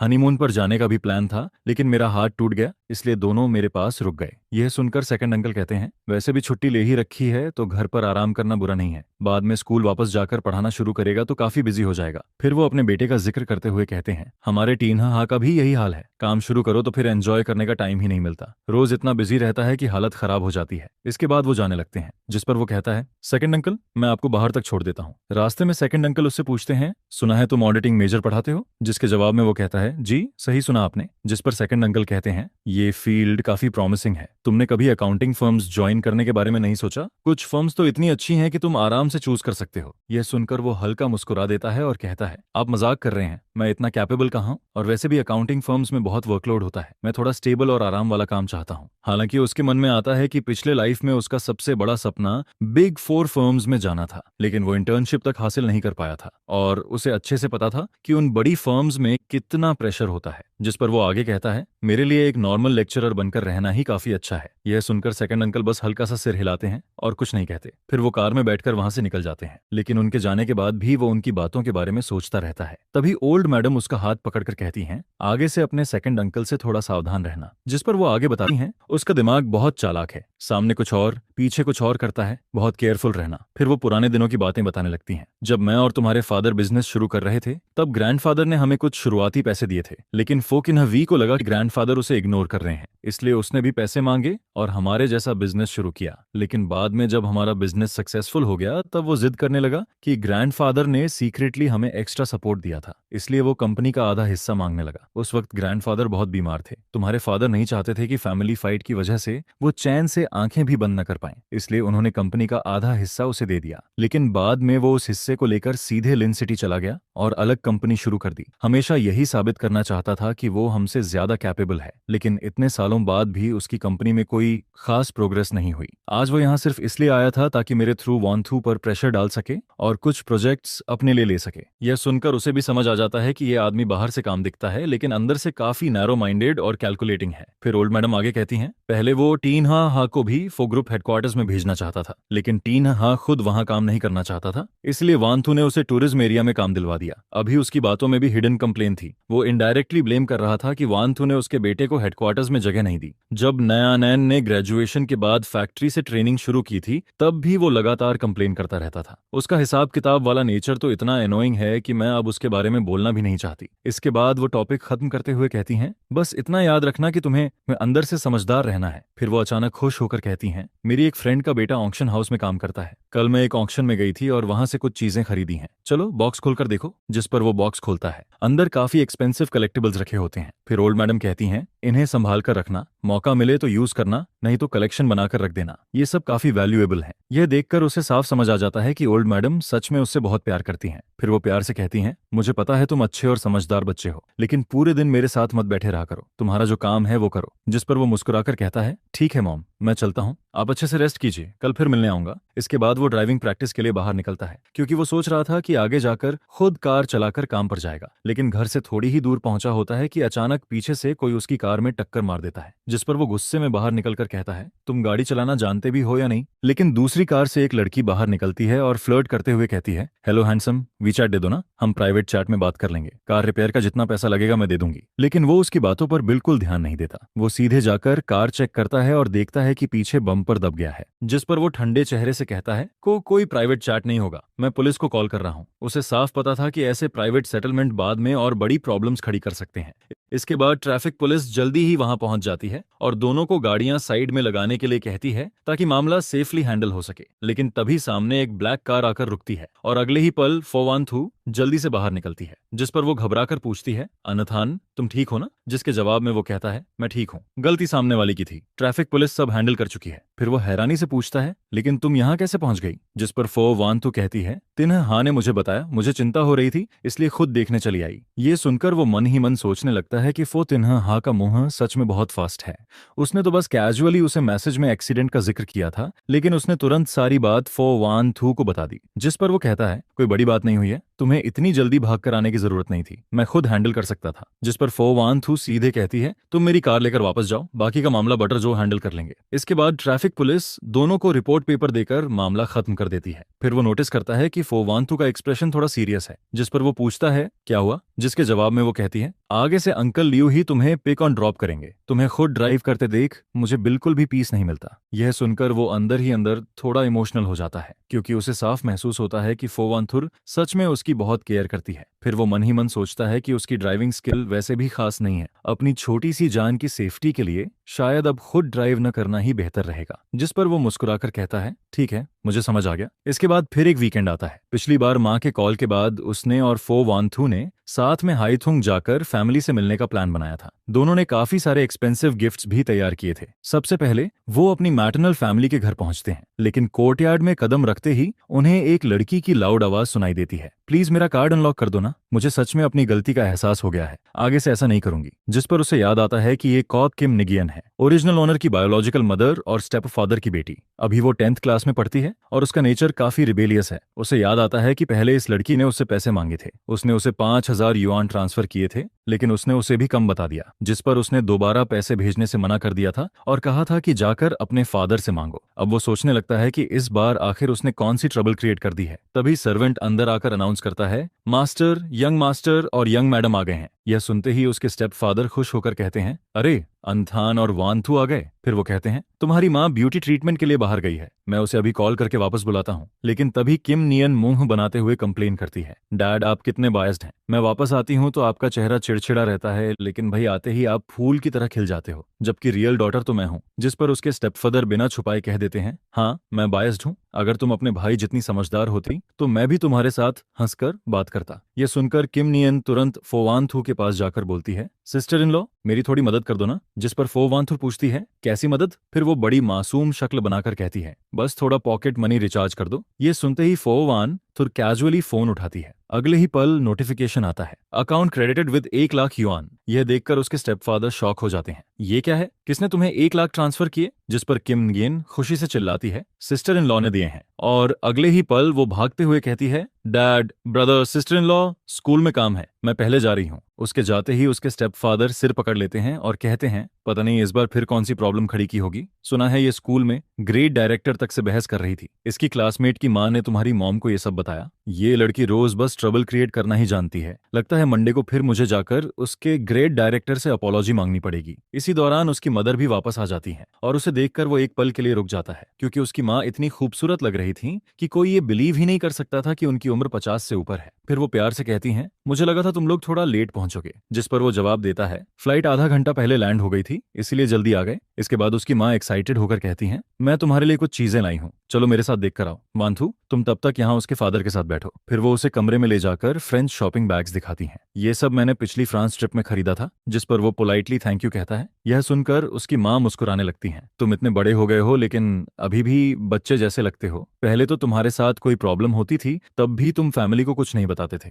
हमेशा स्टबर्न बने रहते थे। फिर वो अचानक सीरियस होकर पूछती हैं, कहीं वानथू ने तुम्हें हर्ट तो नहीं किया? जिस पर वो तुरंत कहता है, नहीं मॉम, वानथू मेरे साथ बहुत अच्छी है, मैं बहुत अच्छा लाइफ जी रहा हूँ, सर का हूँ। यह सुनकर उसकी माँ राहत की सांस लेती हैं, मैं बस ये जानना चाहती थी कि शादी के बाद तुम्हारी लाइफ कैसी चल रही है, अगर कभी कुछ हो तो मुझे जरूर बताना, सब कुछ अकेले सहते मत रहना। जिस पर वो हल्की स्माइल के साथ कहता है, आप टेंशन मत लीजिए, यहाँ सब लोग बहुत अच्छे हैं, मैं सच में बहुत खुश हूँ। यह सुनकर उसकी माँ थोड़ी इमोशनल हो जाती हैं, पता है शादी के बाद तुम बिल्कुल बदल गए हो, पहले तो तुम मेरे साथ बैठकर बातें भी नहीं करते थे, अगर मैं ज्यादा पूछती तो इरिटेट हो जाते। जिस पर वो कहता है, शायद शादी के बाद सोच बदल गई है और इतनी मुश्किल से घर आया हूं तो ऑब्वियसली आपके साथ अच्छे से बात करना चाहता हूं। यह सुनकर उसकी माँ की आंखों में खुशी साफ दिखने लगती है, मेरा बेटा सच में बड़ा हो गया है। फिर वो उसे कई क्लोथ्स और ज्वेलरी ट्राई करवाती हैं, साथ ही कहती हैं कि ये सब वंथु के लिए भी खरीदा है। वापस जाते समय सब साथ लेकर जाना। इसके बाद नीचे से उसकी माँ की आवाज आती है, डियर आज लंच मैं खुद बनाऊंगी, बताओ सबको क्या खाना है। जिस पर उसके स्टेपफादर हंसते हुए कहते हैं, मुझे क्या पसंद है ये तुम्हें नहीं पता क्या,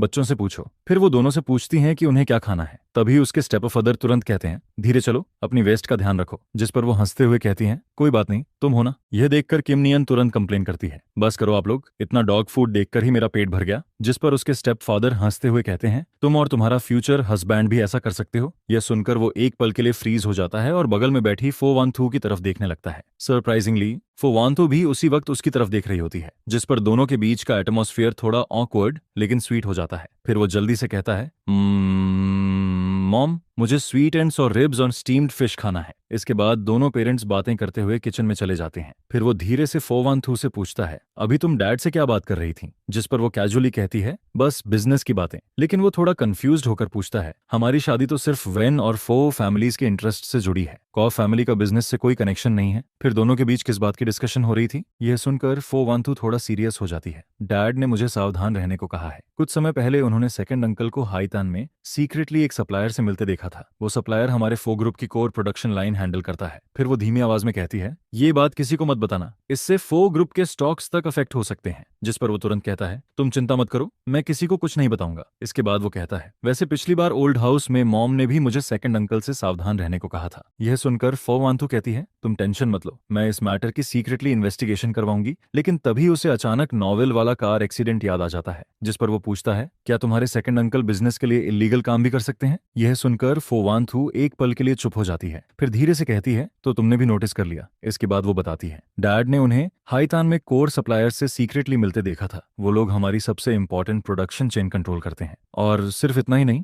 मॉम ने मुझे पहले भी बताया था कि जब फैमिली शुरू में स्ट्रगल कर रही थी तब सेकंड अंकल इनहेरिटेंस के लिए प्रॉब्लम्स क्रिएट करते रहते थे। अब कुछ लोग सीक्रेटली हमारे करीब आने की कोशिश कर रहे हैं। साफ दिख रहा है कि उनका टारगेट फो ग्रुप है। पहले मैं वर्स्ट पॉसिबिलिटी के बारे में सोचने से बच रही थी, लेकिन अब उनके एक्शंस बहुत ऑब्वियस होते जा रहे हैं। फिर वो उसका हाथ पकड़कर कहती है, वेंथान ये बहुत डेंजरस है, तुम इसमें डायरेक्टली इन्वॉल्व मत होना, मुझे डर है कि वो तुम्हें टारगेट बना सकते हैं। यह सुनकर वो बिना हिचकिचाए कहता है, लेकिन मैं तुम्हारा हस्बैंड हूँ, मॉम भी मुझे फैमिली मानती हैं, मैं कैसे तुम्हें ये सब अकेले हैंडल करने दूं। हम बस थोड़ा केयरफुल रहेंगे, ज्यादा से ज्यादा जहां भी जाएंगे अंकल लियू को साथ रखेंगे, तब कुछ नहीं होगा। यह सुनकर फो वान थू की आंखों में हल्की वार्मथ आ जाती है। इसके बाद वो लोग हाईतान में 2 दिन और रुकते हैं, जिस पर उसकी माँ उसे बार बार याद दिलाती हैं, वान थू पर बहुत काम का प्रेशर है, ध्यान रखना कि वो टाइम पर खाना खाए, उसे हर वक्त सिर्फ कॉफी पीकर मत रहने देना। जिस पर वो कॉन्फिडेंस के साथ कहता है, मॉम आप टेंशन मत लीजिए, मैं रोज उसे प्रॉपरली खाना खिलाऊंगा। फिर उसके स्टेपफादर भी सीरियस होकर कहते हैं, अगर फोक इन्हें वी की तरफ से कोई भी अनयूजुअल मूवमेंट दिखे तो तुरंत मुझे कॉल करना। राजधानी में अभी भी मेरे कुछ कनेक्शंस हैं जो मदद कर सकते हैं। जिस पर वो सिर हिलाकर कहता है, जी मुझे याद रहेगा। और तभी जाते जाते किम नियन फिर से उसके पास आकर मुस्कुराते हुए कहती है, सिस्टर इन लॉ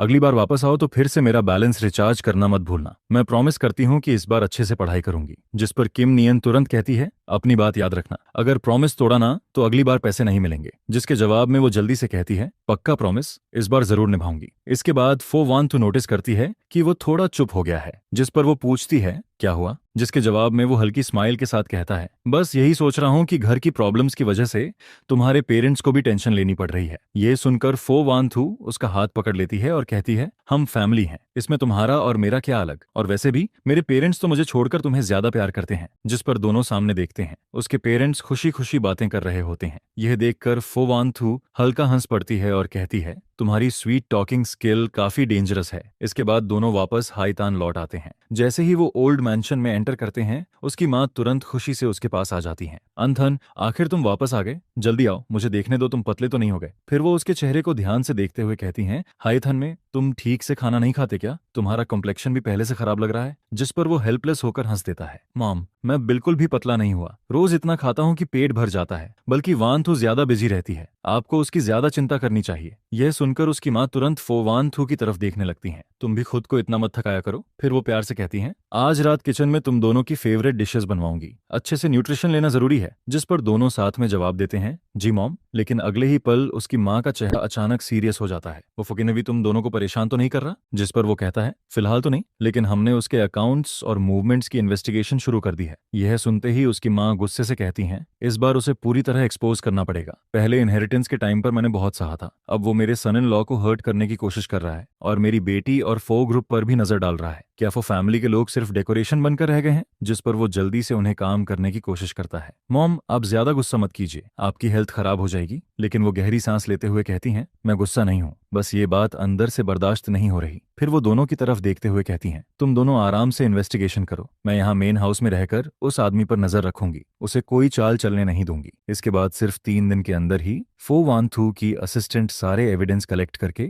वापस राजधानी लौट आती है, जिस पर वो रिपोर्ट देते हुए कहती है, प्रेसिडेंट, सारी इन्वेस्टिगेशन क्लियर हो चुकी है। वाइस प्रेसिडेंट फो ने लिन सिटी ब्रांच के फंड्स में गड़बड़ की है। उसने 300 मिलियन युआन अपनी पर्सनल डेट्स चुकाने में इस्तेमाल किए हैं। सिर्फ इतना ही नहीं, उसने बाहर के कॉम्पिटिटर्स के साथ मिलकर वेस्ट सिटी वाले कोर प्रोजेक्ट को हथियाने की भी प्लानिंग की है। और सबसे डेंजरस बात यह है कि उसने सीक्रेटली आपकी कार के ब्रेक सिस्टम के साथ छेड़छाड़ करवाई थी। वो एक्सीडेंट क्रिएट करना चाहता था। यह सुनकर उसे तुरंत प्रीवियस असिस्टेंट का कार एक्सीडेंट याद आ जाता है। अब उसे समझ आता है कि वो सब भी उसी आदमी की प्लानिंग थी। जिस पर फोवानथुर कोल्ड एक्सप्रेशन के साथ कहती है, कल सुबह 10 बजे इमरजेंसी बोर्ड मीटिंग अरेंज करो। अगले दिन बोर्ड मीटिंग शुरू होती है एंड फोवानथुर सबके सामने अनाउंस करती है, फोकिन्ह वी ने अपनी पोजीशन का मिसयूज करके कंपनी फंड्स एम्बेजल किए हैं, साथ ही कंपनी प्रेसिडेंट की हत्या की कोशिश भी की है। सारे एविडेंस कंफर्म हो चुके हैं। आज से उसे उसके सारे पोजीशन से रिमूव किया जाता है और लॉ के हिसाब से क्रिमिनल इन्वेस्टिगेशन शुरू होगी। यह सुनकर फोकिन्ह वी तुरंत गुस्से में चिल्लाने लगता है, ये सब झूठ है, तुम लोग मुझे फंसा रहे हो। जिस पर फोवानथु बिना एक्सप्रेशन बदले कहती है, तुम्हें फंसाया गया है या नहीं,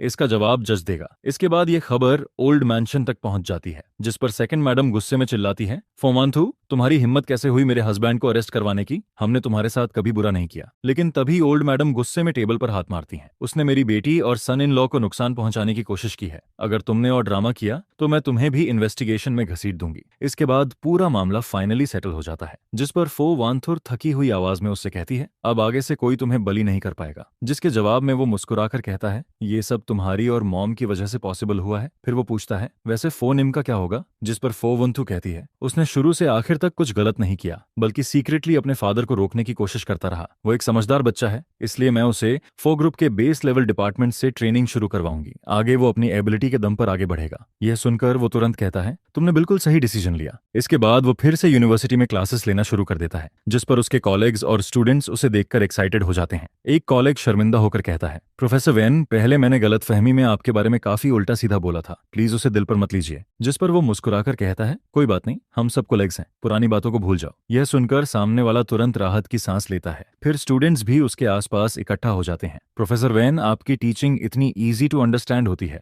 आप तो हमारे सेवर हो। प्रोफेसर वेन, जल्दी न्यू शॉर्ट वीडियोस अपलोड कीजिए ना, हम सब इंतजार कर रहे हैं। जिस पर वो हंसते हुए कहता है, ठीक है, मैं कोशिश करूंगा ज्यादा वीडियोस अपलोड करने की। इसके बाद शाम को फोवानथु उसे पिक करने आती है, जिस पर वो पूछती है, आज क्लासेस कैसी थी, बहुत टायर्ड तो नहीं हो गए? जिसके जवाब में वो मुस्कुराकर कहता है, सब बहुत स्मूथली हुआ, स्टूडेंट्स भी मुझे काफी पसंद करते हैं, मुझे बिल्कुल टायर्ड फील नहीं हो रहा। फिर फोवानथु को अचानक कुछ याद आता है, अभी रेनली का कॉल आया था, उसने वीकेंड पर हमें टेनिस खेलने बुलाया है, वांग्यू भी आएगा। जिस पर वो एक्साइटेड होकर कहता है, ऑफ कोर्स जाएंगे, और इस बार तुम भी मेरे साथ खेलोगी, मैं खुद तुम्हें सिखाऊंगा, एक बार सीखोगी तो तुरंत समझ जाओगी। यह सुनकर फोवानथु हल्का मुस्कुरा देती है, ठीक है, इस बार सब तुम्हारी बात मानूंगी।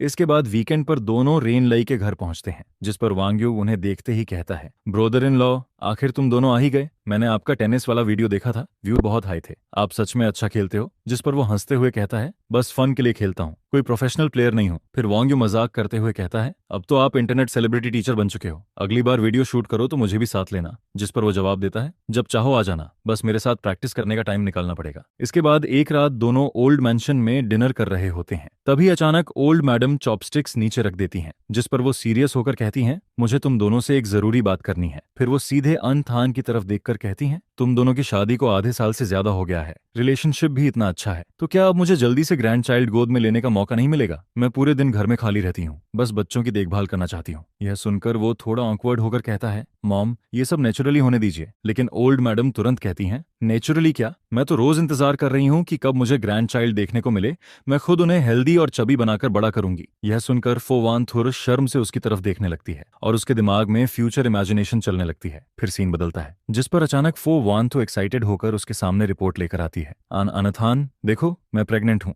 डॉक्टर ने कहा है कि 6 वीक्स हो चुके हैं। यह सुनते ही वो पूरी तरह फ्रीज हो जाता है। फिर अगले ही पल खुशी से उसकी आंखें चमकने लगती हैं। सच में? में मैं फादर बनने वाला हूँ और ओल्ड मैडम भी खुशी से लगभग रो पड़ती हैं। मैं फाइनली ग्रैंड मदर बनने वाली हूँ। इसके बाद मैंशन पूरी तरह एक्साइटमेंट से भर जाता है। वांतु को सॉर फूड चाहिए या स्वीट? किचन जल्दी प्रिपेयर करो। अंथन, तुम भी ध्यान रखना, अगर रात में उसे भूख लगे तो तुरंत किचन बुलाना। फिर एक रात फोवंथु कहती है, अंथन मेरे पैरों में सूजन आ गई है, जिस पर वो तुरंत उसके पास बैठकर कहता है, मैं मसाज कर देता हूँ। यह सुनकर वो धीरे से कहती है, धीरे करना। कभी वो रात में भूख लगने की बात करती है तो वो तुरंत उठकर उसके लिए वोंटन बनाने किचन चला जाता है, जिस पर फो वांथु उससे पूछती है, क्या तुम्हें ये सब ट्रबलसम नहीं लगता? लेकिन वो बिना सोचे जवाब देता है, नेवर, तुम और हमारा बच्चा मेरी जिंदगी का सबसे प्रेशियस ट्रेजर हो। इसके बाद आखिरकार फोवांथु सेफली ट्विंस को जन्म देती है, एक बेबी बॉय जिसकी आंखें बिल्कुल उसकी तरह थीं और एक बेबी गर्ल जो बिल्कुल फोवांथु जैसी लगती थी, इतनी क्यूट जैसे जैड से बनी डॉल हो। जिस पर वो इमोशनल होकर कहता है, देखो इन्हें, ये दोनों हम दोनों जैसे लग रहे हैं। यह सुनकर फोवांथु की आंखों से तुरंत आंसू गिरने लगते हैं। सच में हमारे बच्चे कितने खूबसूरत हैं। इसके बाद ओल्ड मैडम दोनों बेबीज को गोद में लेकर खुशी से कहती हैं, बहुत अच्छा,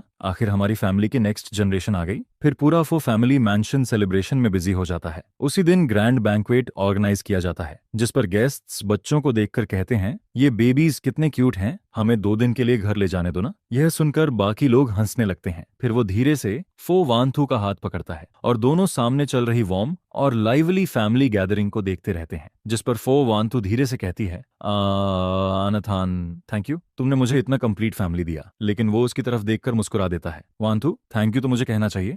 रात गहराने लगती है, जिस पर दोनों बच्चे अपने छोटे से क्रैडल में चैन से सो रहे होते हैं। कमरे में हल्की वार्म लाइट फैली होती है और पूरा माहौल बेहद पीसफुल लग रहा होता है। जिस पर फो वांथु धीरे से उसके कंधे पर सिर रखकर पूछती है, आनथान, क्या हम हमेशा ऐसे ही खुश रहेंगे? यह सुनकर वो बिना एक पल सोचे हल्की स्माइल के साथ कहता है, हाँ हमेशा, इस जिंदगी में ये कभी नहीं बदलेगा। फिर वो दोनों अपने सोते हुए बच्चों को देखते रहते हैं। हेल्दी पेरेंट्स, सुरक्षित और खुश बच्चे और एक दूसरे का साथ, बस यही सिंपल लेकिन सबसे खूबसूरत जिंदगी थी। जिस पर वो मन ही मन सोचता है कि पेरेंट्स हेल्दी रहें, बच्चे सुरक्षित बड़े हों और हम हमेशा एक दूसरे के साथ रहें। एक ऐसी जिंदगी जो शांति, वार्मथ और एंडलेस प्यार से भरी हो, आसमान में चमकते स्टार्स की तरह जेंटल और खूबसूरत। यही तो वो लाइफ है जिसकी उसने हमेशा से चाहत की थी।